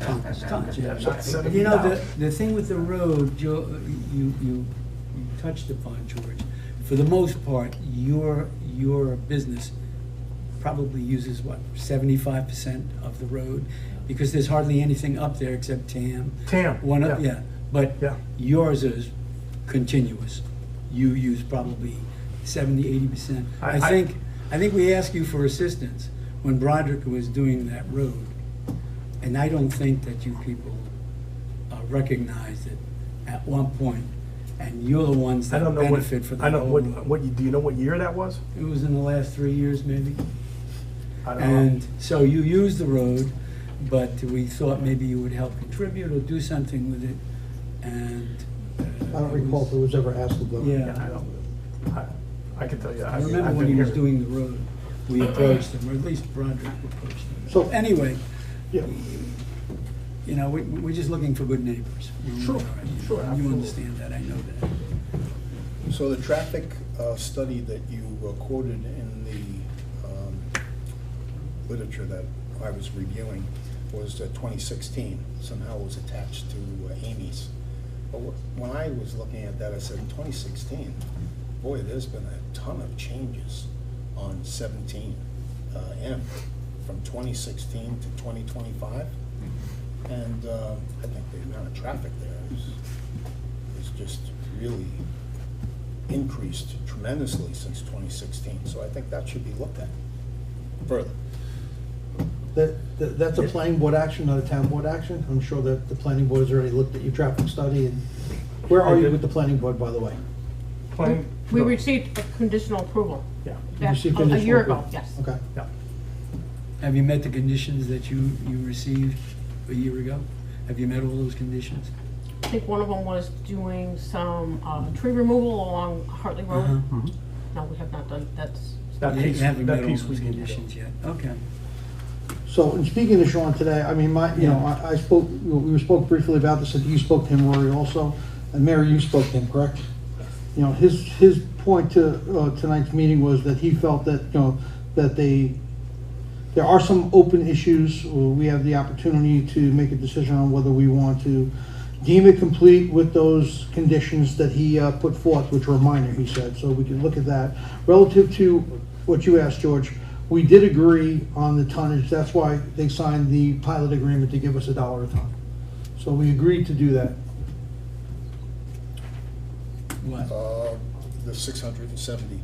No, we didn't. solids. No, I never agreed to that. I agreed to 600 tons of waste and 70 tons of. Right. I was emphatic. Regardless, it was, about that. for me, it was 670 tons. Oh, However okay. However you shake a stick okay. at it, they No, were I see paying what for you it. mean. Sure, So the fine. reason that the reason that Yeah, it's changed yeah, is yeah. because if you look at what they're looking to do. So we have, Orange County as a whole, including Goshen, has a tremendous amount of waste surplus on a daily basis. You know, and the DEC doesn't allow for it to sit on a truck overnight. So they have to move this somewhere. So either they're moving it through the transfer station, or you guys gotta deliver it to Keystone or to Seneca Meadows in a hauler truck, because you can't transfer it to a 53-footer. So the increase in tonnage, although nobody likes garbage, we're growing. We're a growing society. We're a growing county. You know, somebody's got to accommodate this waste. So, you know, for me, looking at their MRF that they have down there and everything they do down there, I have no problem with the 670 tons per day of municipal solid waste. We're generating the waste. And when I say we, I mean we as a county. Unfortunately, we are the recipient of the county and the transfer stations. So it's something that we have to live with. So I'm pretty much okay with that transfer, seeing where the recyclables I think go. just to touch on the point that everybody was discussing earlier, obviously with the rental situation, and I think 3 or 4 people mentioned how there was garbage, you know, that was in excess. We're aware of it. Yeah, and again, I mean, obviously we want to help you keep it cleaner, so that has to go somewhere. Correct. And the village uses our facility on a daily basis, and we move that. So for me, what I was looking for is that the DEC would also agree with the fact that, yes, IWS is now going to get 670 solid waste, but that's not here yet. Your specific 360 says 670, 600 plus 75 recycling? Yes. So where are you on the change on the 360? So that's been... We submitted it, I've emailed them, called them, and we're still waiting for a response. Okay. It does take time. But we are currently permitted for 600. So our approval on the ADB would be conditional on the 360 approval from the state? Yeah, I can't argue with that. Yeah, I can't, I mean, I Yeah. can't argue So with what that I'm saying either. to you is we can't sit here and per se say that we're gonna give you an ADB that will allow you to put 670 tons of waste into Hartley Road when your 360 only says 600. We can make it conditional. We Yeah. can give you a conditional ADB Yeah. based on the approval of your 360, if you're okay with Understood, that. that's understood, Yep. yep, absolutely. Okay. No, I'm not gonna say anything, you know where I stand. It's 600 tons what the DEC gave them. They have no permit from us to take anything. So the DEC gave it to them. If they have another permit for 670, it doesn't matter. Ours supersedes it. I think I would like to, I don't wanna bring more garbage into Goshen. I wanna bring less. I don't know where it's going, but we're the garbage capital of the world. We have two of the largest landfills in New York State. We put that other law in to stop bringing garbage into Goshen. And now we're gonna have more trucks bringing garbage into Goshen. So I've not, I mean, you know where I stood from day one. You wanna go for a vote? Do it. Understand your position, Yeah. but, understand your position, but unfortunately, we're the county seat for garbage. I understand. The transfer stations are here. We can't do anything about that. There are no other transfer stations. The county closed their transfer station in Newburgh. They closed their transfer station in Port Jervis. The only one that exists is IWS and the county transfer station. This is where all the garbage comes. We can't prevent it. We can't stop it. Well, if we can't accommodate it, we'll prevent it and stop But it. It'll go someplace else. Well, where's it gonna go? Well, that's not my problem. Sure it Goshen is my It's absolutely- problem. It's absolutely our problem. Goshen is my problem. I don't mind it going to Newburgh. Or They can't go to Newburgh. Washingtonville, or anywhere else, or Sullivan County, or wherever you said. Goshen is my concern. Understood, but you gotta keep it in mind, Phil, that this is the only place the landfill, the transfer stations are. I understand that, and they're here because we allow them. They're here because we've expanded them. I mean, I'm just telling you, this is not my first rodeo with this. So, I mean, we can just call for a vote. No, Five listen, people on this board. I'm telling you where I stand. I mean, that's. I'm ready to go 600 tons. Yeah. And 70 tons of recycle, because I don't know what the DEC is gonna say. So to me, this is not complete. Not until I hear from the DEC as to, I mean, they may limit them to 500 tons. What happens then? No, We're 360 currently at 600 tons through the Well, DEC. yeah, but that's expired in 2024. No. No. No. When? It's not No, we expired. submitted a permit renewal in the 180 days in advance of that. When did you expiration. submit that? Back in February of 2023. And we were In operating under 180 SAPA. 2024. 2024, 180 sorry. days, right? So we are operating under SAPA, we've got confirmation. And that's, and then we just have to wait, we have to wait for the DEC. I'm not It's sure what you have confirmation of, but I know your We other have- one, we have- I know the permit expired in 2024. But If we- you did a renewal, I haven't seen it, I haven't We seen can anything from provide you with an DEC. email from the Yeah. DEC Yeah, saying we we're can operating certainly under do that. SAPA. That's how Absolutely. they You can provide it to typically Sean. operate. Yeah, you know, unfortunately. absolutely. Right, but that permit, that extension is only 600 plus 70. That's what we're working on. That's exactly right. They didn't give you any renewal for addition. And we couldn't give them an ADB, anything other than to match the 360. That's all we can give them. We can't up the tonnage. No, but we can reduce it, We could reduce what? the tonnage, Up to what? to whatever we want to, whatever we think is reasonable. I'm sure. So that's what we can do. We can reduce it to 500, 400, or 395, but, I mean, I'm just telling you, we could. I'm gonna need an answer on this, because I disagree with that.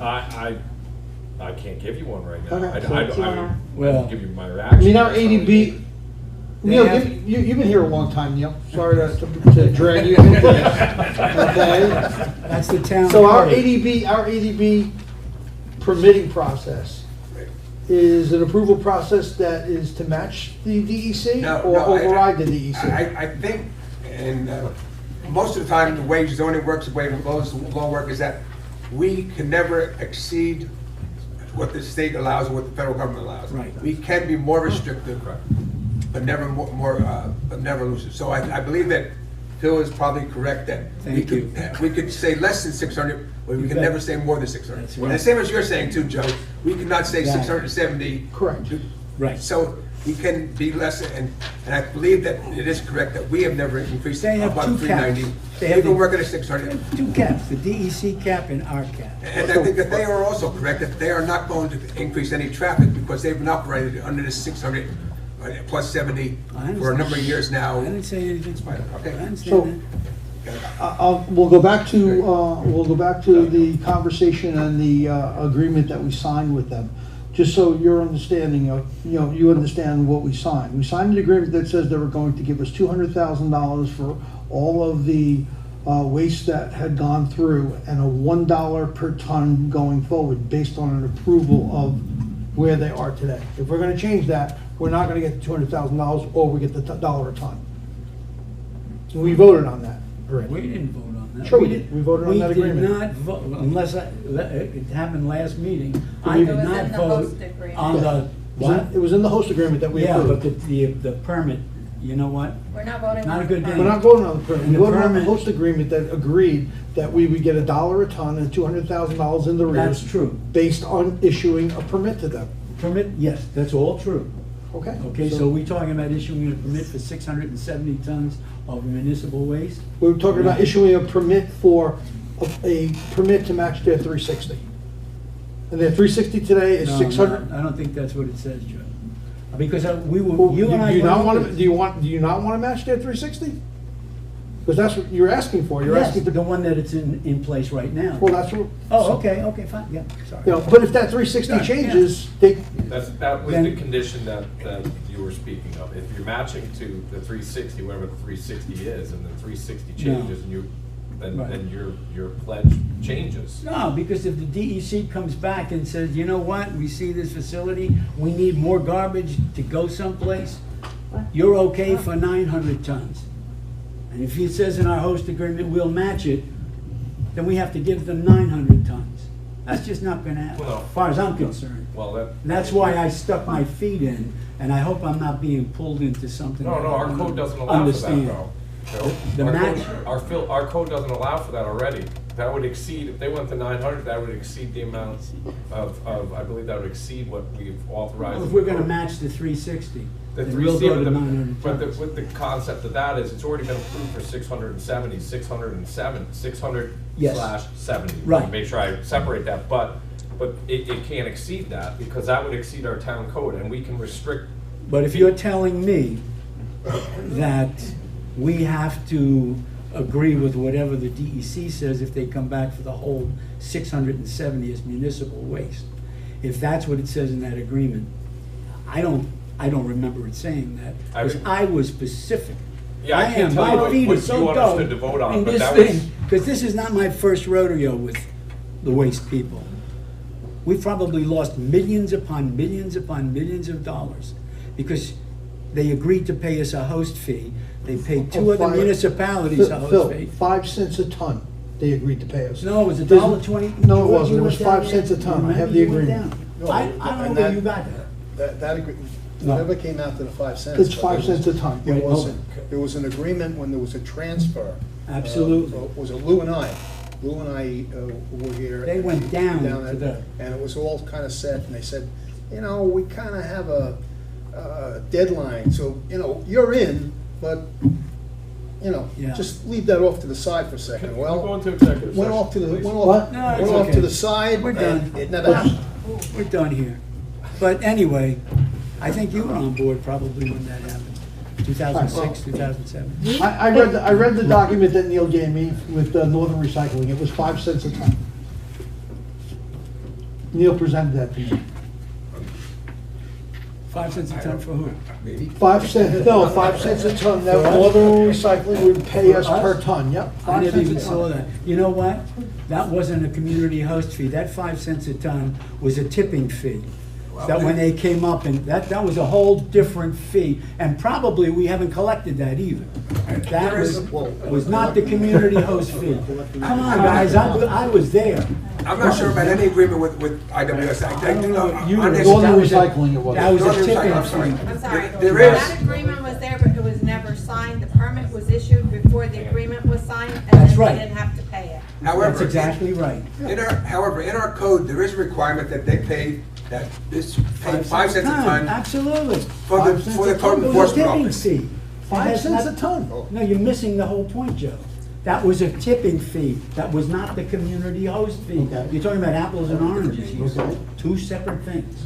And I don't think they paid 5 cents a ton for that. All right, let's just argue, you're saying that the town lost millions of dollars. Yes. And I don't want to argue with you, You don't but have to. the tonnage is not there for even, I agree. get close, at $1 a ton. You go 20 years at $1 a ton, Yeah, at I will. 670 tons, you're talking about 90,000 a millions year, of dollars.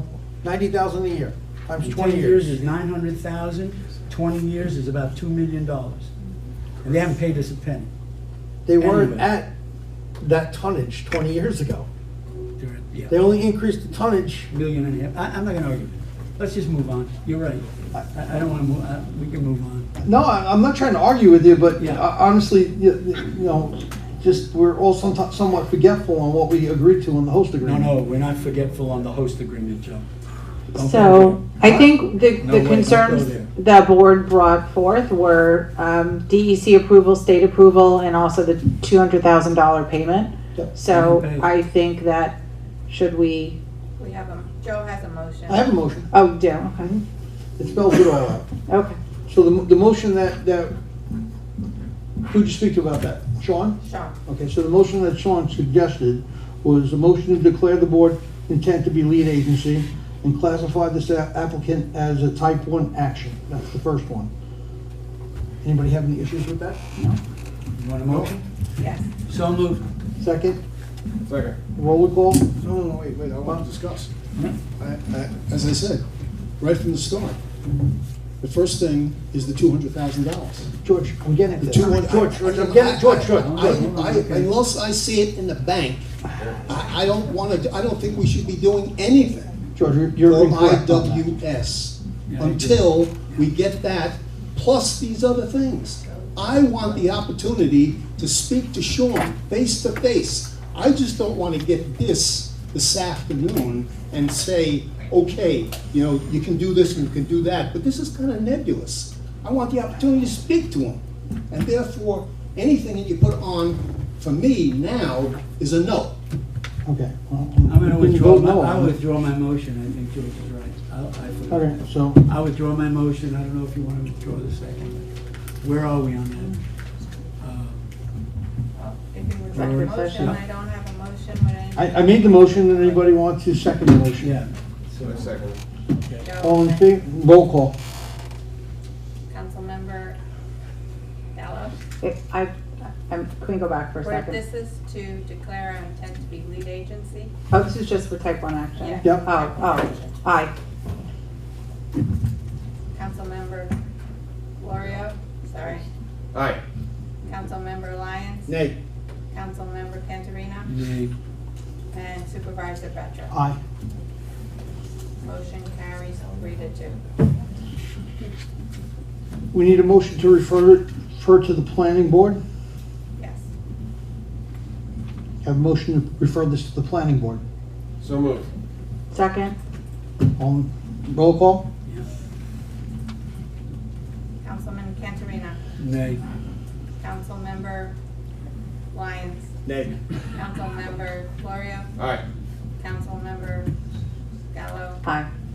Supervisor Petra. Aye. Motion carries 3-2. I need a motion to declare the application complete once the town engineer confirms the application has satisfactorily addressed the outstanding items and the town is in receipt of the host payment of $200,000. So moved. Second. Roll call. Councilmember Cantorina. Nay. Councilmember Lyons. Nay. Councilmember Florio. Aye. Councilmember Gallo. Aye. Supervisor Petra. Aye. Vote carries 3-2.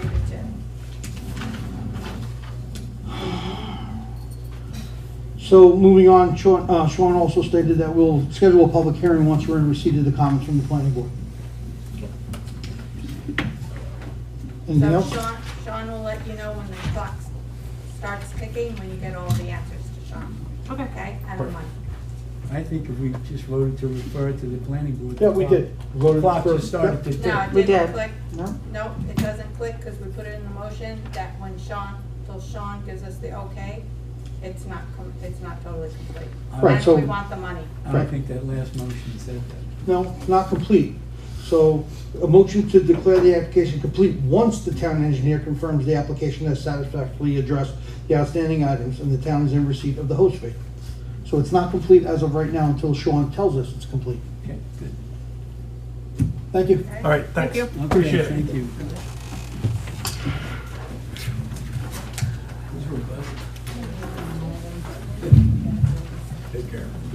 To review and authorize the town supervisor to sign an agreement of services between the town of Goshen and Nugent and Hauser PC. Those are our auditors. Any questions from anybody? Comments? I have that motion. So move. Second? Second. All in favor? Aye. All right, next item on the agenda, we have John Bruston, Delaware Engineering, to update and overview the commercial water sewer district. That's where we are today.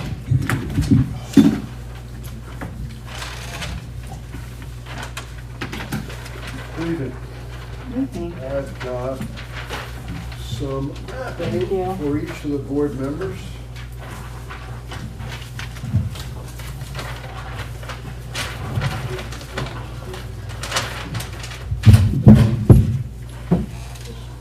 About 2 years ago, the supervisor and I started having conversations with New York State Office of Mental Health.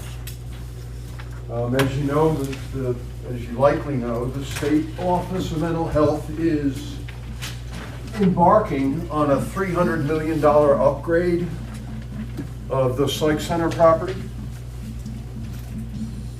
And their plan has been to advance that $300 million upgrade. And with respect to water and sewer, their plan was to raise the existing wastewater treatment plant that they own and then extend sewer lines to the city of Middletown.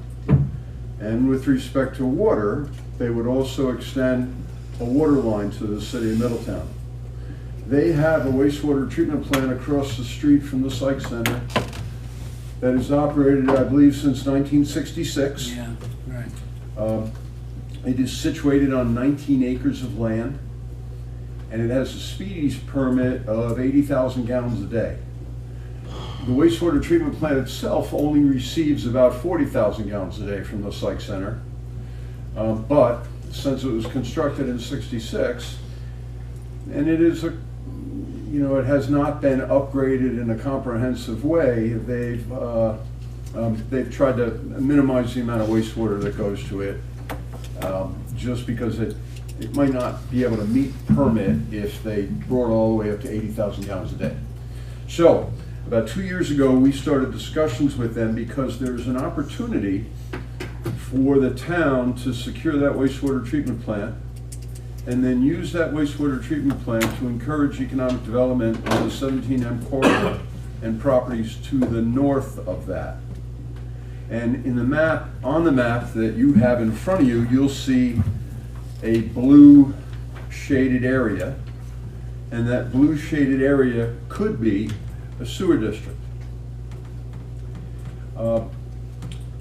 The Office of Mental Health has done multiple appraisals on the property. We have an appraisal in front of us, and we're having conversations with them about a potential price for that. By the way, we're not asking the board to make any determination tonight. This is to bring you up to speed. We are having conversations with OMH. Ideally, ideally the town would, we'd like to minimize the amount of, minimize the price for it. And if we can't do that, perhaps we can find other ways for the town to be reimbursed for that price. Perhaps there's a way that New York State could see its way to be partner with the town and help the town advance economic development so that ideally, we get this wastewater treatment plant for not a lot of money. An active operating speedies permit is a valuable commodity. An active operating wastewater treatment plant is a valuable commodity, as is 19 acres of land. So, at some point in the near future, we're going to have a representative from the Office of Mental Health that would like to meet with the board and/or representatives of the board. They would like to get a confirmation from the board that the board is interested in continuing these conversations and discussions. We do not have an agreement to purchase the facility, although one of those will be developed by OMH in the near future. And so I don't have anything like that to give you now. And obviously, the board would only want to continue discussions subject to seeing an actual agreement. My only purpose of being here tonight is to tell you that these conversations are going on, and that in the near future, OMH would like to meet with members of the board to just judge the interest in moving forward. We are having, like I said, other conversations about trying to minimize the cost for that wastewater treatment plant. Things will move somewhat rapidly because in the near future, because OMH needs to decide, they need to know for sure, are they going to construct lines for sewer to go to Middletown, or are they going to continue using the wastewater treatment plant they've used since 1966? From my perspective, it saves the state of New York a lot of money by using the existing wastewater treatment plant. And that really is the core of our conversations with them about trying to minimize the price for this facility. So that's where we are, and that's the next step. I think it would be advantageous for the town to do this, and I think it presents a good opportunity for us. Open to questions. OMH, I must have missed that. Office of Mental Health? That's the office, that's the Yep. office. Yep. And you'll see on the map in front of you, we've identified where the OMH wastewater treatment plant is across the street from the psych center. And before I finish, I open for questions, but I need more to do. On that blue shaded map in front of you, you'll see some red lines. They're solid red. Those lines are on 17M, and they're on Hartley going up to the Heritage Trail. Conceptually, those could be sewer lines in the future that would open lands anywhere near those red lines to development, because wastewater would be available. There is a yellow and red dashed line on the Heritage Trail itself. That line does not exist, but that line could be constructed to get down to 6.5 Station Road, and then provide wastewater service down there. The opportunity in front of us right now is just to secure the wastewater treatment plant. Once that's secured, the first user of that treatment plant would be the existing user, OMH. Perhaps the next user would be the Orange County landfill, who right now has to truck leachate. That leachate could just be brought over to that wastewater treatment plant, so that could be our second customer. And then perhaps that wastewater treatment plant could be used for septic trawlers to bring septic waste, and we make some revenue on that. And then, and so at the least, you would have an operating wastewater treatment plant, and it would pay for itself. No money comes out of the general fund. The OMH facility is the first customer, and then any other customer you get is gravy. But then as we move forward, we're going to look for funding to try to extend those red lines. Now, typically what you do is the developer down the road has a project, and part of that project approval is putting in a line not only to get to their property, but to get to the other end of their property. And then the next developer, and the next developer, and the next developer. We did that up in the town of Amsterdam, and we've extended water and sewer lines for miles using that. It's also been like a 20-year process. Alternatively, we have a project in Sullivan County in the town of Liberty where we just secured a $20 million grant from New York State Empire State Development to just extend water and sewer lines out to potential industrial parks, and now they're shovel ready when those water and sewer lines go out. So there's any number of ways in the future to get these red lines actually represent existing sewer lines. But the first step is to get the wastewater treatment plant, get those customers. The town would wind up hiring an operator for the wastewater treatment plant, and so on and so forth. So this would not be the first time you hear about this wastewater. It's a process. But it is rare to find an operating wastewater treatment plant with a valid speedies permit Discharge into the water. and a user that is going to pay 100% of the operations on day one. So there's a serious opportunity for the town here. We've also had conversations with Senator Skoufis about it, correct? Yes, we've asked the senator for some assistance because, again, we'd like to minimize that price. The way it works is you have capital for the wastewater treatment plant, you have capital for the sewer lines that are out there, you have an ongoing operation and maintenance cost, and then if you have to do an upgrade of the wastewater treatment plant, and down the road this will need an upgrade, you'd have that capital debt as well. So you try to minimize as much as you can those 4 items. It'd be great to get them to 2, or if there were 3 and you didn't have to upgrade it, it'd be great to get it to 2 again, or 1. I mean, it's tough for a municipality to pay for all 3 on day 1. You need to have a density of user base and so on and so forth. Once you've connected other properties and you have a lot of users, well then, life is good. You've got plenty of people to spread the cost across. Because again, this isn't a general fund issue, this is a district issue, right? Right.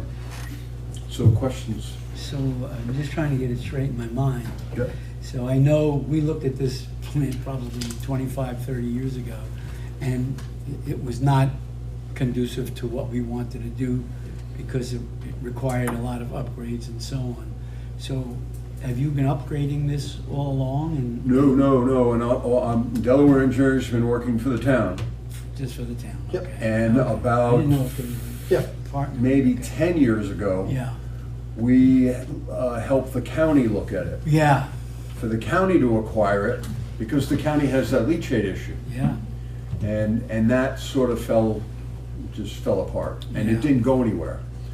But then about 2 years ago, when they started upgrading, Joe, I believe it was the engineer for the upgrade called us. Correct. And said they wanted some information about how they were going to extend the lines to the city. Yeah. And, and after that phone call, we said, well, I mean, it's going to cost you at $13 million to extend those lines for water and sewer. Why don't you use the same wastewater treatment plant you're using today? Yeah. Give it to the town of Goshen and allow us to encourage economic development. So, in the beginning, those conversations didn't go anywhere. Yeah. But then they did after a while, and supervisor's been very persistent about it. And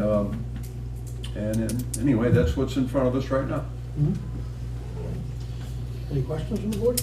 So, we purchase the wastewater treatment plant for X amount of dollars. I guess we would have to do serial bonds or something? No, it's either a credit. Yeah, Whatever the so- amount is, will so- be a credit from OMH.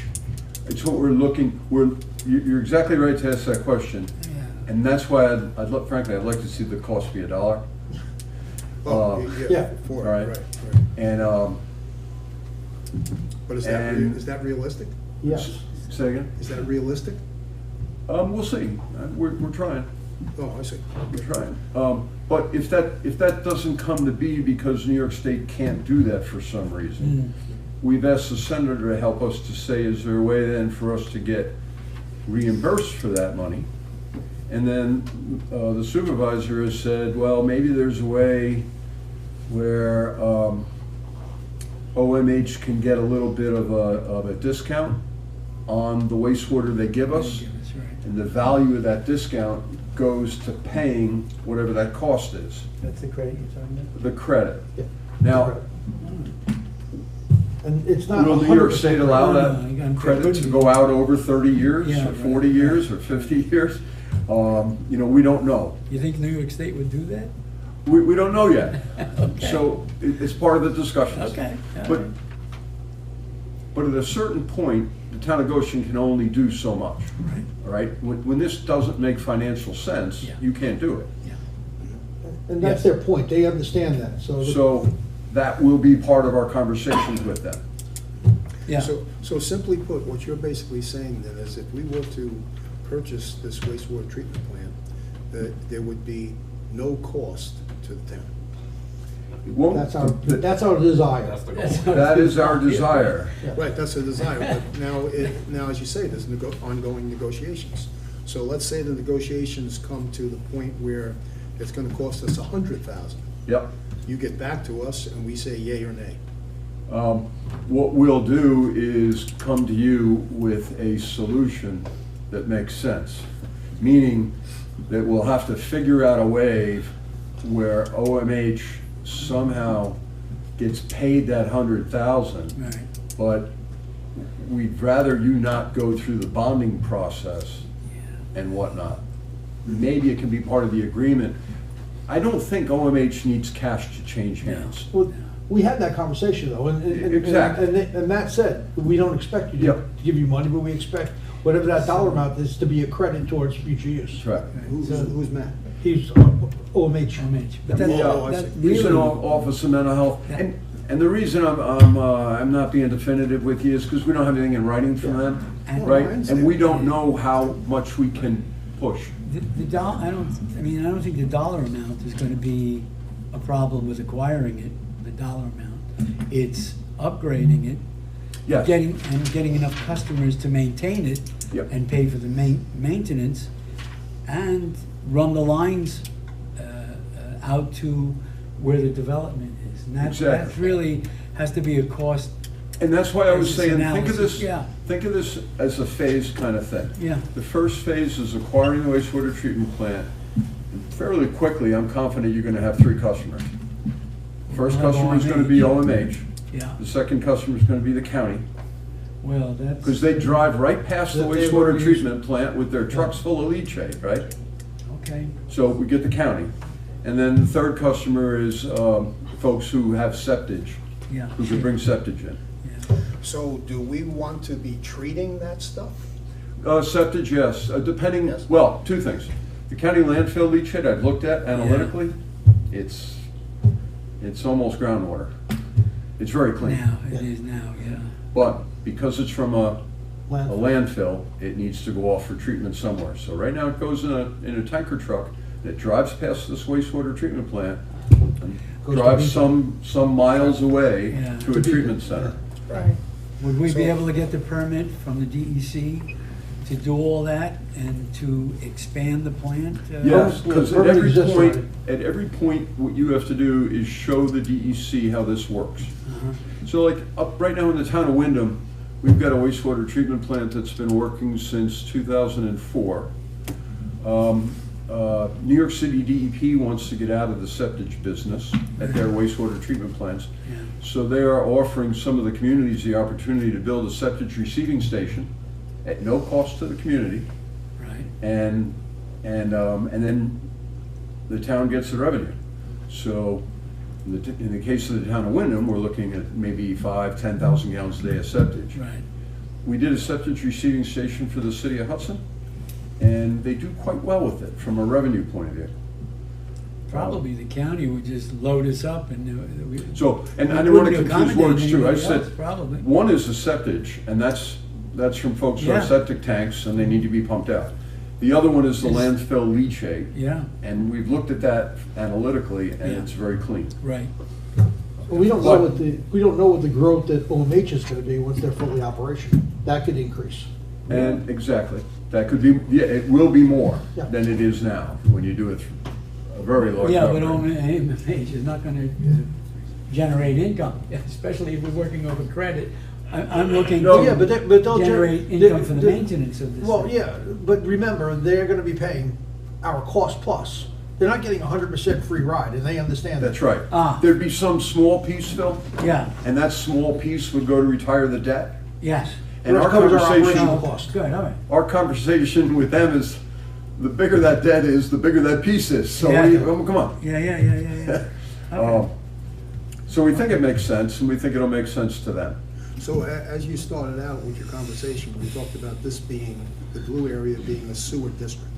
Yes, that's a So- potential sewer district. Or There is- commercial, George. But effectively, initial stages of it, it's the sewer plant. It's not creating this district, or is it? Well, there are different ways to go about doing this. It could be that in the beginning, there is no district per se.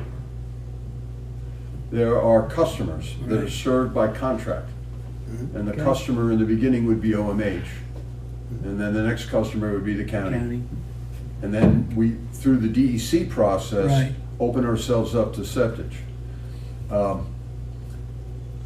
So you might not, on day one, I don't think you need a sewer district on day one. Mm-hmm.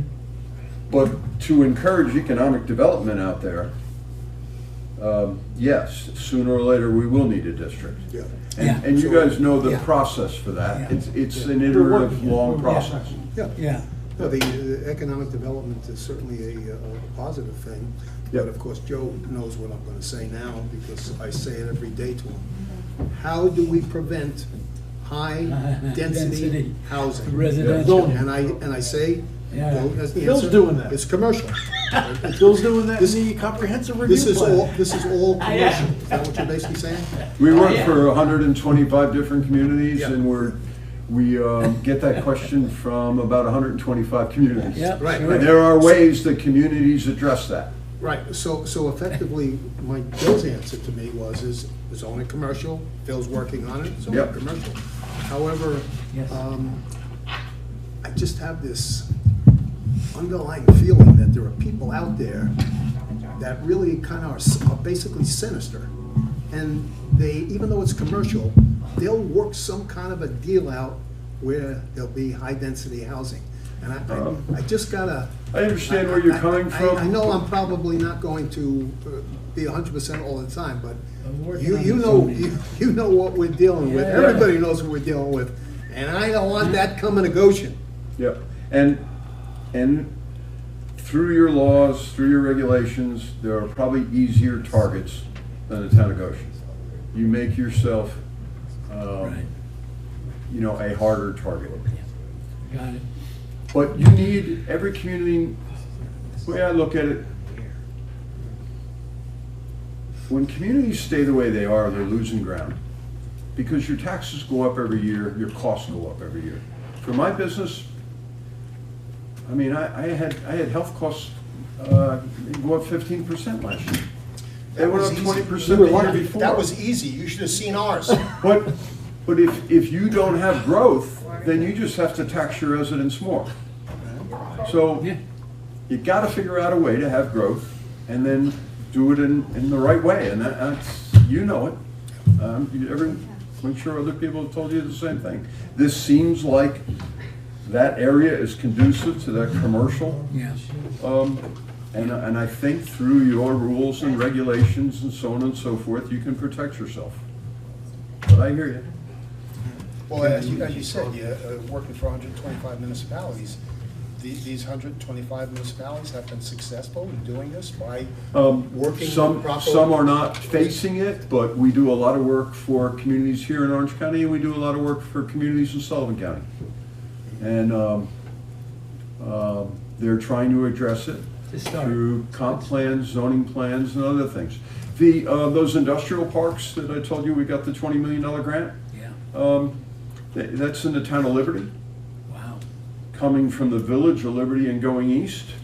It's very analogous to this You situation. could buy that village for less than $20 million. And Buy the whole village. we don't really have that concern. It's a commercial, it Yeah. looks like a commercially designated area, Yeah. as does this. But we got it made for that. What's that? We have it made for that. Our commercial area is just, So this, this blue, the blue area there, going towards Middletown, I can't read what it is. There's something in black. Is that the Wallkill? Yeah. Wallkill River. Okay, so this district proposed would go from the Wallkill and then all the way down to, what is it? Is it the Village of Goshen?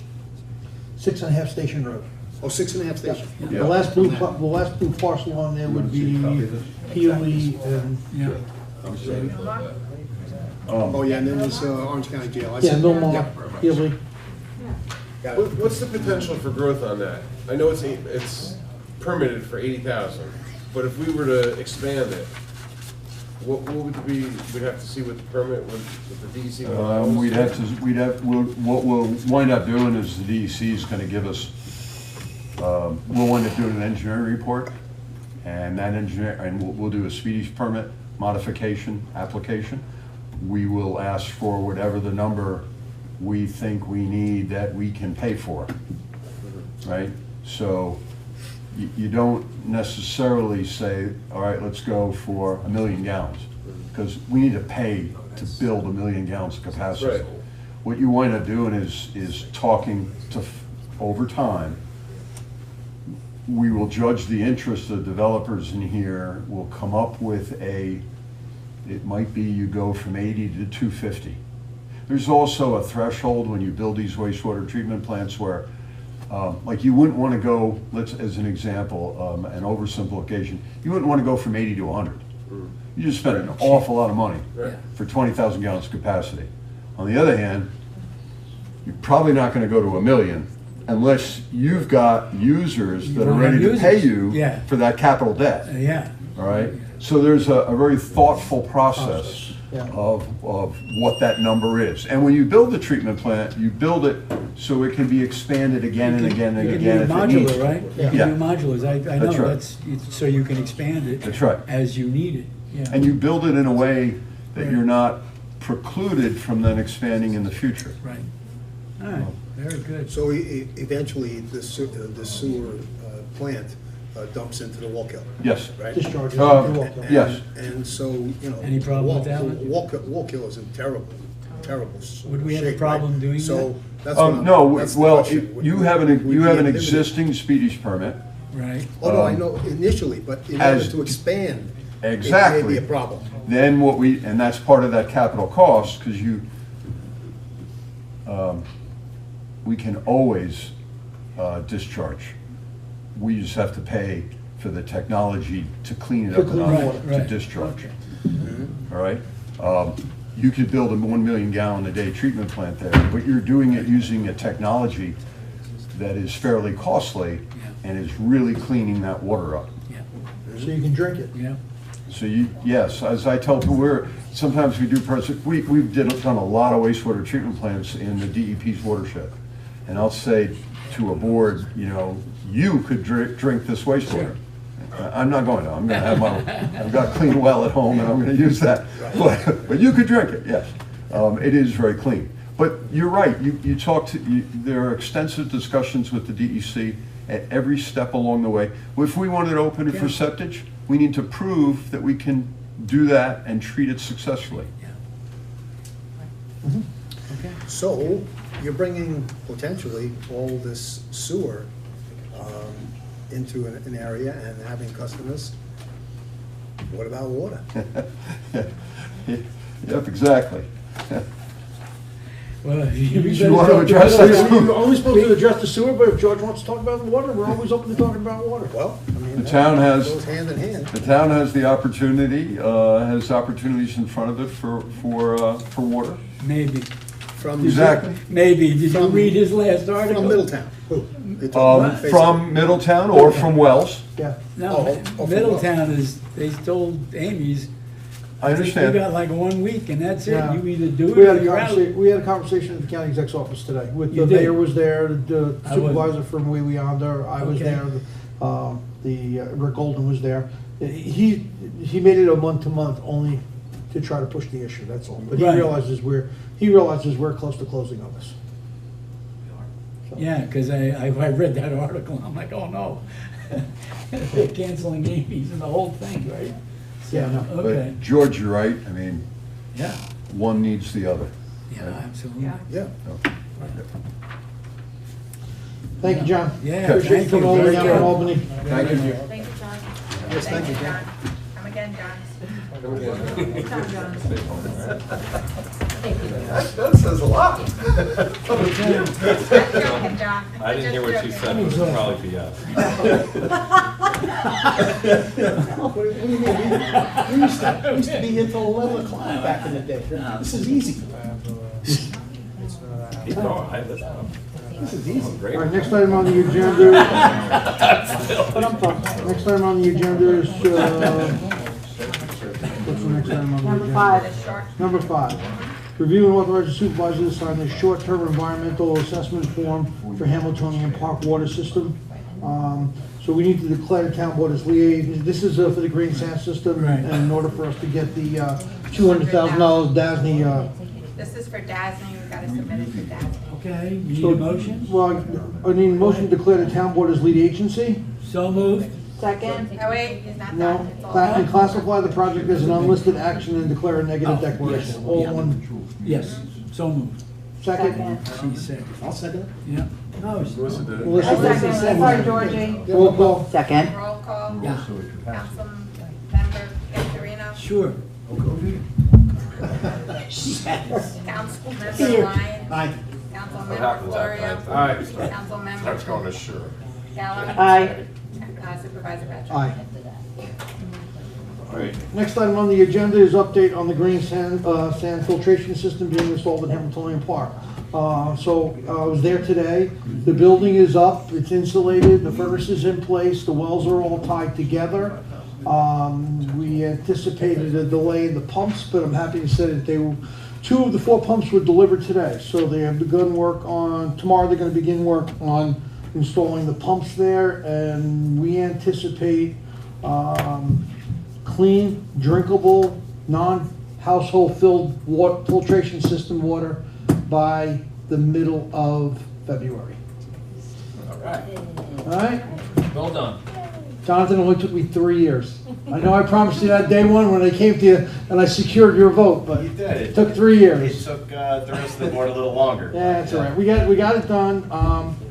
The place looks fantastic. The building looks great. Supervisor, can we ensure that Mr. Radical bring a clean jar of water? I will also bring what I pulled out yesterday. Yeah, just like, just some sort of Yes. juxtaposition. It was completely black yesterday. I sent him an email. It was bad. Sure. So at the meeting that you were not at, Tom actually asked the question, and I wanted to follow you. You're probably going to ask it anyway. This green sand filter system covers all of Hamiltonian Park and Heritage? Heritage will be completed. I already had a conversation with Tom. Heritage will be completed by March 15th. All the equipment's been ordered for there also. There, they have less to do because the building was already erect, the wells were all tied together. There, we just need to install the filtration systems. So both Hamiltonian Park, Heritage will be completed by the middle to the end of March. Operational with clean drinking water. And then we're gonna have to move on to Arcadia Hills. Good. All right. Good job. What's that? It's a good job. Thank you. All right, so we have been discussing at the board the need for increasing the square footage the town hall has. We've outgrown this building. We've looked at a couple different places. I tasked George with looking at them. Unfortunately, there aren't that many there, but there is an opportunity to acquire the Lakeville Inn property as a future home for the town hall and the police department over by John S. Burke. It's about 19 acres, kind of A little different than we have now, because it's not in the village, it's outside the village, but it's a great location. So I'd like the board to consider looking at the appraisal that they've come up with, and over the course of the next couple of weeks, determine whether this is something we want to move forward with. I think everybody has a copy of the appraisal. Did I send it to everybody? All right, I'll get everybody a copy of the appraisal. Okay. Essentially, it probably costs us about $1 million to purchase. It's 19 acres. So the one of the biggest issues there, which is factored into it. Knocking down the All the old Right, so the old buildings and stuff have to be cleared out. Right, so the appraisal on the property came back at 1.9 million. They're willing to sell it to us for $1 million because they believe it's going to take 900,000 to take the building down. But we know that we only paid 1.4 million to take 20,000 square foot down. This is like 4,000 square feet, so it should be a hell of a lot less. Well, there you go. You never run into asbestos, right? But just bringing it to everybody's attention, we have it. I'll get the appraisal off to everybody tomorrow morning, and we can talk about that in the upcoming meetings. Yep, good. Okay. Next item on the agenda, I'm happy to say that Chris Healy is going to be joining the Environmental Review Board, if he still wants to. After tonight, but yes. You better think about this. So I need a motion to approve the appointment of Chris Healy to the Environmental Review Board. So moved. Second? We don't need a roll call on that, right? No. All in favor? Public comment? I'll make the public comment. Truly my honor to serve my town. Thank you. He has to be, does he have to be sworn in tomorrow? Mary? He has to be sworn in. Yeah. Fingerprint, everything. Bring an old Bible. Bring lunch, because I know what time he's coming. I'm gonna conflict you out of every comment you make now, but I got some ERP issues. I'd like to offer my condolences to be the first. All right, next item on the agenda is, as we all are aware, Christine will be leaving us at the end of the month, end of February. 1st and 7th of March. Right, and we went through the process of looking for a replacement for Jen, who we promoted to budget officer. And I'm happy to say that,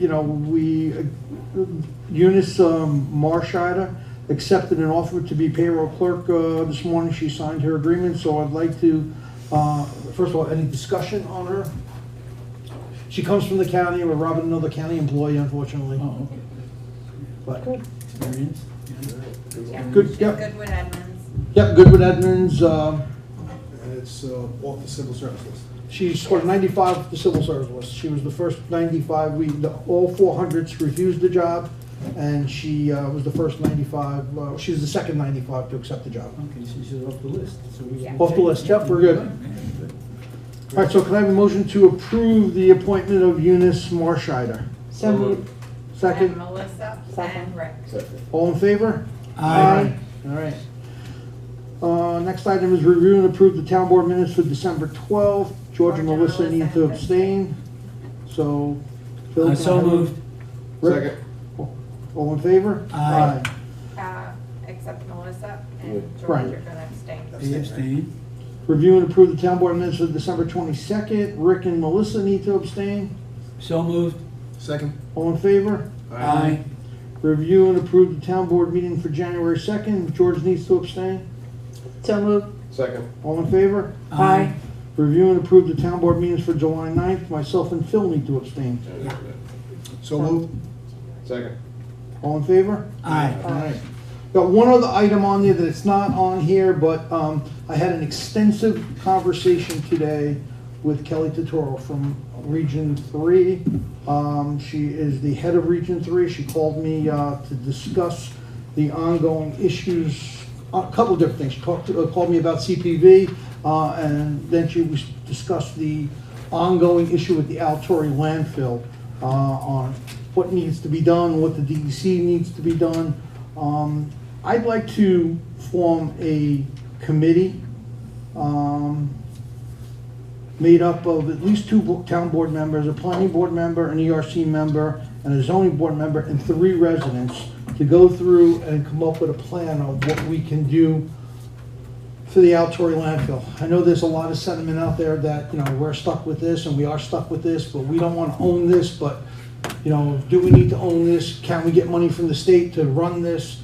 So I'd like this to form this committee and meet at least once a month to determine what we can do with the Altori landfill, what we can force the state to do with the Altori landfill, and where some of the responsibilities lie.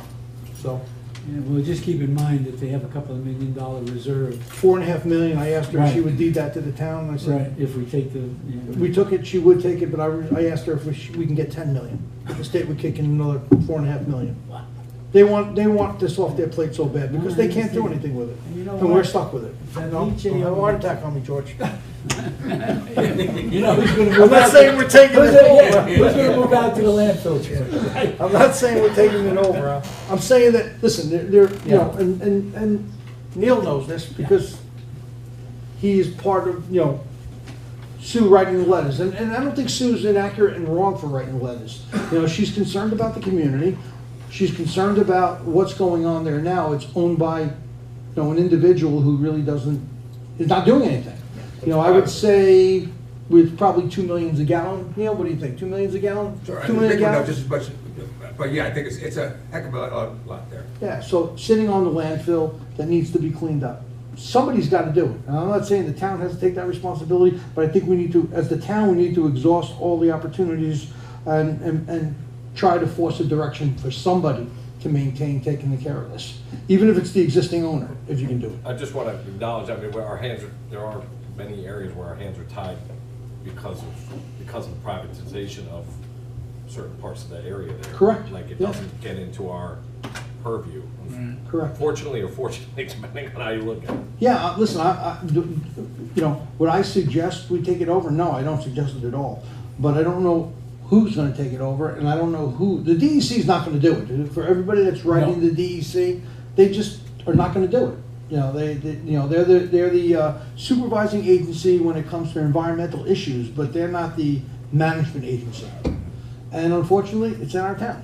And the county, we thought should take it over because of all the county waste, but no one wants to step up on that, you know. So when you get approved to be a legislator, then you're gonna vote Well, that in with the town taking over. if that happens, that's gonna be the first order of business. No, but seriously, I Yeah. just think, we as a town need to form a committee and not make determinations, but identify all the issues, identify what the potential problems could be if we allow this to continue to be neglected. Yeah. And then come up with a unified solution that we report to all agencies. It's there. Okay. It's not going away. Well, I'll send an email out to, we'll figure out who's gonna be on the planning board, the ERB. I'm sure it's gonna be you, Neil, on the ERB, right? Well, Or Chris. I mean, we got, come on, this is. Well, put it this way, Yeah, if that you was on the the ERB, quick- it I've says never already. We'll discuss that in the next His meeting. shoulder was all right, he would have dove down on the floor, I'm telling you. Welcome, I'll get an email out there to the town board, the planning board, the ERB, and the zoning board. We can come up with those people, and then we'll put it out at a meeting to residents. All right, finance, discuss and approve a motion to authorize the supervisor to pay accounts payable check run for January 23rd, 2025 in the amount of $842,044.30. Better than 600,000 of that is for the green sand system in Hamiltonian Park. So moved. Second? Second. All in favor? Aye. All right. Privilege of the floor.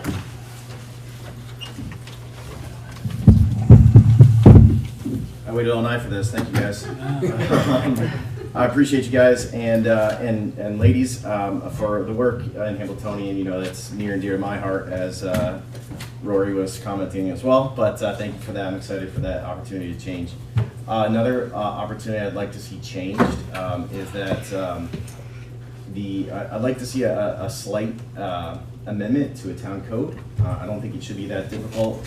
But I looked around town codes, and this seems very common in other municipalities around us, and I have some citations if you'd like me to share them.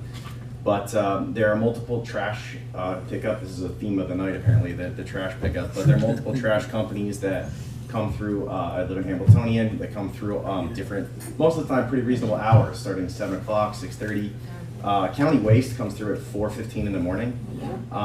In my dead end area, there is, nobody actually uses their services. I polled all my neighbors and nobody actually uses them, and they come and back down the driveway and back up, and they wake us up at 4:15 in the morning, every Monday morning. So this is, we've got 2 teachers, a clergy member, we've got a nurse, a fireman, we've got all kinds of great public servants in our neighborhood, just in that little cul-de-sac. Lots of great people, of course, living in Hamiltonian, like Councilwoman Gallo. But this is a situation for us here to think about that it's pretty simple in our noise ordinance, chapter 70 of our code. There's nothing really about it, but other people do. So for instance, the Village of Goshen has, they do their own municipality pickup, right? So they say you have to have your cans out no later than 6:30 a.m.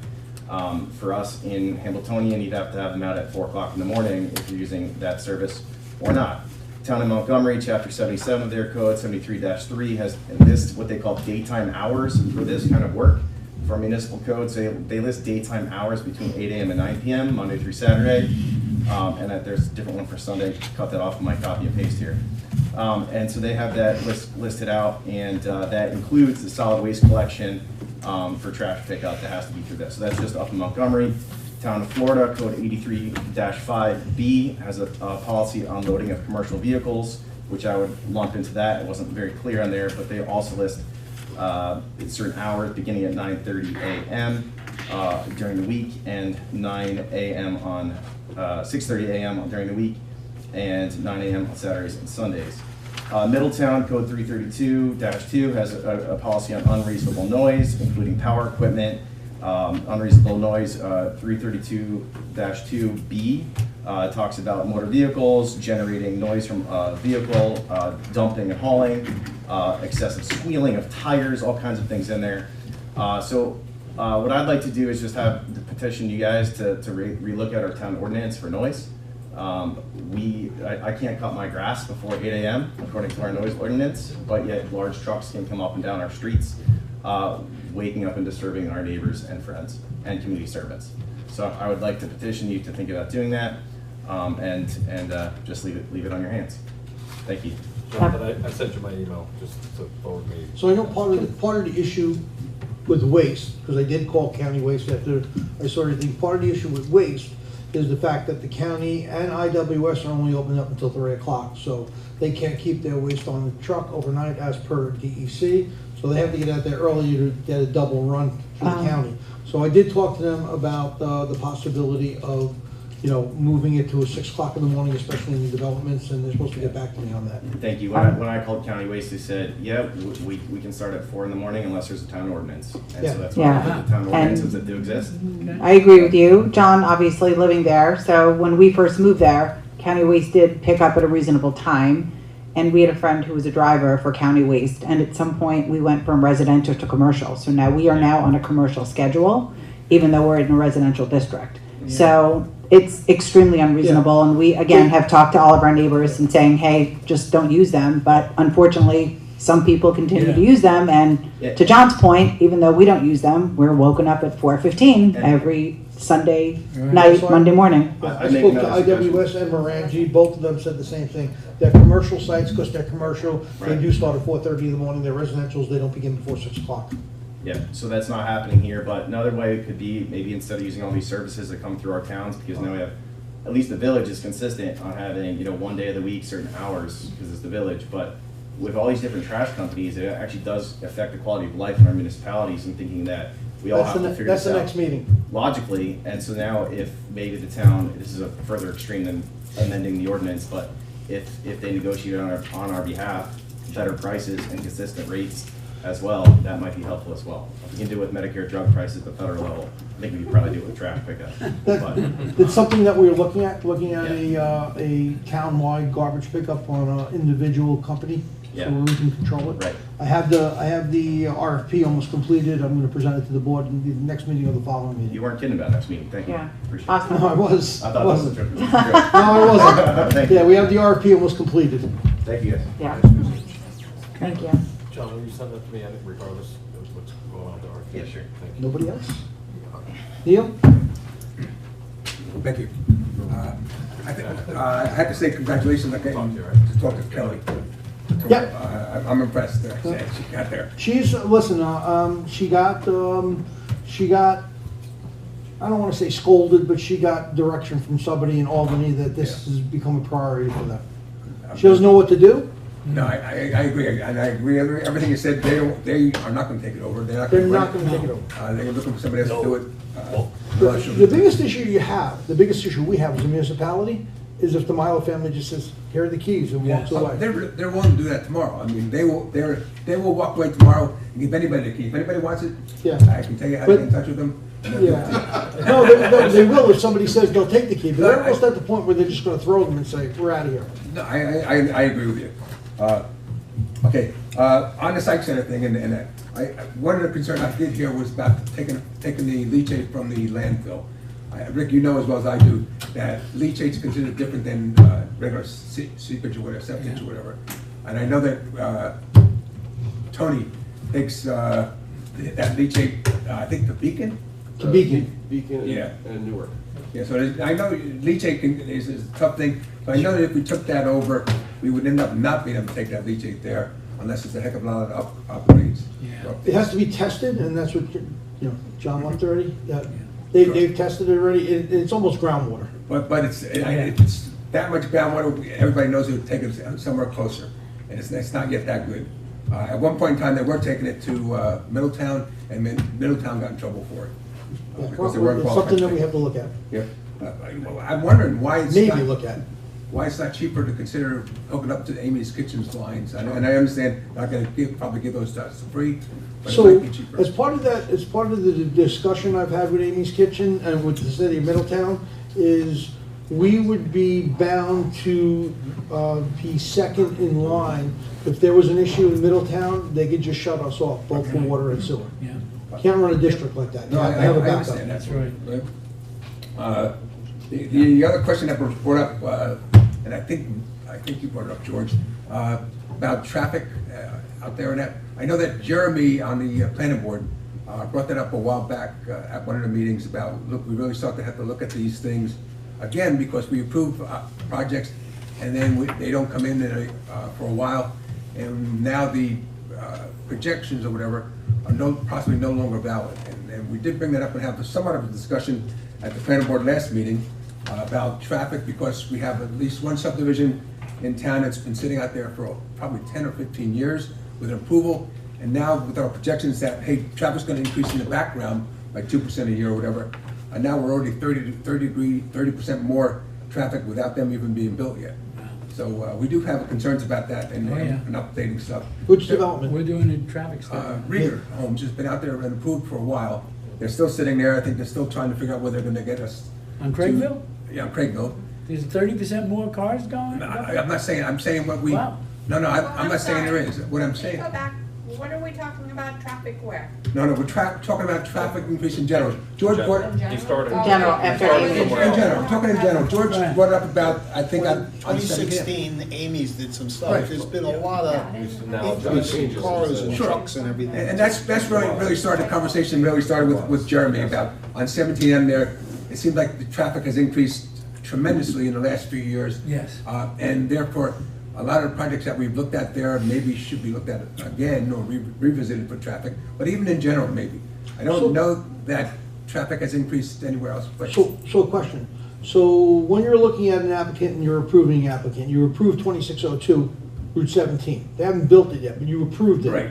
Now that applicant is back for other properties to improve. Don't we take into consideration that traffic study that was done on 2602 and incorporate that in? We take into account his traffic that he's projecting there, and we should be taking a new look at this traffic on 17M. But I thought we looked at that. That's what I'm asking. That's my question. I don't know. The answer's on the one that's already there. It's already approved for whatever they're going to add to it. Right.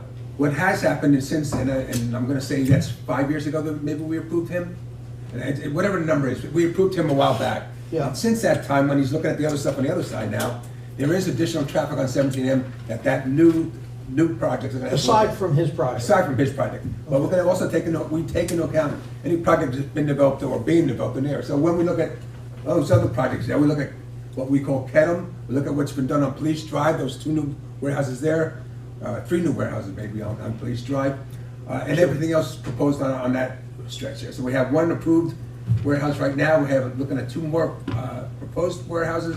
We're looking at this mixed-use building where it's gonna be retail plus, I think, 80 apartments or whatever. So and then we have another one, Golden State, that's gonna be, I think, another 60 short-term rentals. So there are a number of things. Well, short-term, we're doing the master plan, and we're doing a complete traffic study for all those areas. I hope, yeah. Yeah, we are. We are, okay, good. And we have to, the chairman of the planning board, zoning board of appeals are part of this committee that's doing a traffic study. Well, So- then I'm and hoping Sean, these, yeah, and I'm that's, hoping we're these waiting. keeping up with all the ones that are proposed along there. Yes. And then the other Yeah. one we have there is Goshen Hospitality, which is not right on 17M, but will impact 17M because it's right there at 6.5 Station Road. Yeah. Cheechon, Cheechon from 6.5 Station. Well, no, It's Cheechon not- and 6.5 Station, right there, yeah. Okay, so yeah, I think we are looking at the idea of looking at projects again, and that possibly have to open up things again. I know it was brought up, and I know Kelly was hesitant as to how much we can open stuff back up again. And So I was under the impression that, again, maybe I misunderstood, maybe I'm misunderstanding your question. I was under the impression, let's just say you take that building that has 60 tractor trailers, and we approved that, he doesn't build, we approve the 60 tractor. He comes in after he's approved, and he's got 40.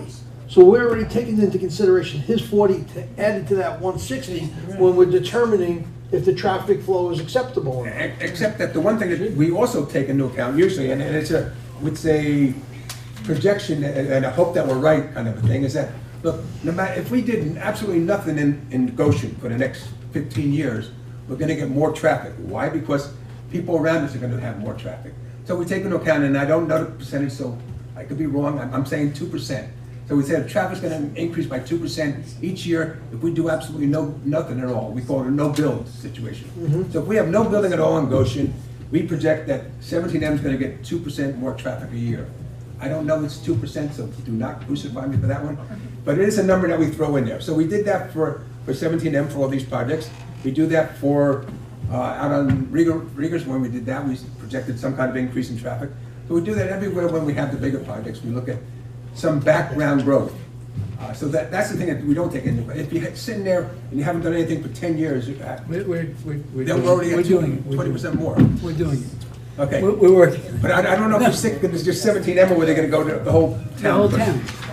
The whole town. And all the feeder roads and everything. Good. We're doing a comprehensive traffic study just for that particular reason. Yeah, okay, good. Commercial zones, residential, everything. That information didn't make it back to the But planning thank board. you. Okay, but Jeremy did bring it up, Yeah. very concerned. No, because it's a big projects too. concern. It's one of the biggest parts of this, updating our plan is Sure, traffic. and so one of some of the other things that, have to be updated sometimes is that DEC changes the stormwater regs, so you have to have more stormwater. So there's are things that change in the background that we really think has to be looked at periodically, especially if these things set up. Another one, I don't know if many of you have ever even heard of it, Traskus, the Traskus subdivision,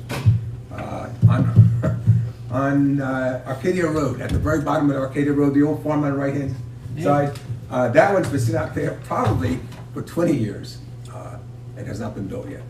Arcadia in 94? 94, very close to the end of the last, it's an abandoned farm on the right-hand side right now. Well, they built a couple of houses, I know that. A couple of brand houses are there. Maybe, I don't think they did, but. Okay. Yeah, right on the. No, right there at the very end, yes, they built 4 houses. 4 houses, But right. before you get to that, there's a farm on the right-hand side. Right-hand side, yep. That farm there has been in the process, I think it's still going through with conditional final, and it's been kicked out there since probably, certainly 2006, 7, 8. You know who owns that, right? I knew who did, I don't know who owns it now. George's friends. I know. All right. But anyhow, that project has been sitting there for a while. Okay. This was a very good meeting. That was awesome. Motion to close the. Anybody feel anything else? I'm sorry. I was kidding. We were talking a little bit about the solar stuff with that. Back a long time ago, when solar started being pushed by the state, Yes. The law was at that point in time, the state said everything will be tax exempt. Yes. And then we had the opportunity to opt out, Opt meaning out. we're gonna say, no, it's not gonna be tax exempt in the town. And I know we did that for all residential solar. Yep. And I thought that on the Commercial? on the commercial, we opted out to the, Commercial. we were gonna look at pilots. Yeah. Yeah, that's what I said, the best we could get at that time. Right, a pilot. we were looking, and so I think when you look at pilots, I'm not sure why you're stuck with 15 years. Oh, I think pilots could she was entirely incorrect when she said she has municipalities that are paying 100% tax. No, it came here because we had to attract them to get them here. That was what we were told. Like, otherwise they wouldn't come. They wouldn't come. That's I'm giving you that's that. absolutely what we were told, sure. I have the whole Yeah, list right, of right. municipalities only in Orange County that are exempt. I mean, that have opted out. of Opted this out. thing. So we need to find out what the opt-out means. Really. Anyway. We had another option at the time, so I You certainly- have another option. Well, now I don't now, because of the moratorium is over. Anybody else like to speak? Yes, but you can research it. Oh, no, I will, yeah, Life looking is forward good. to it. State your name. Anna Wildred, Town of Goshen resident.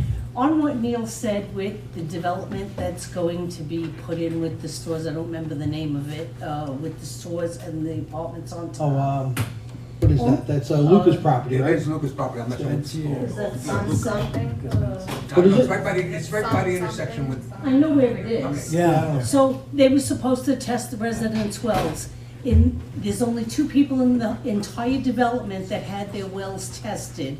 Sergey's one and I'm the other.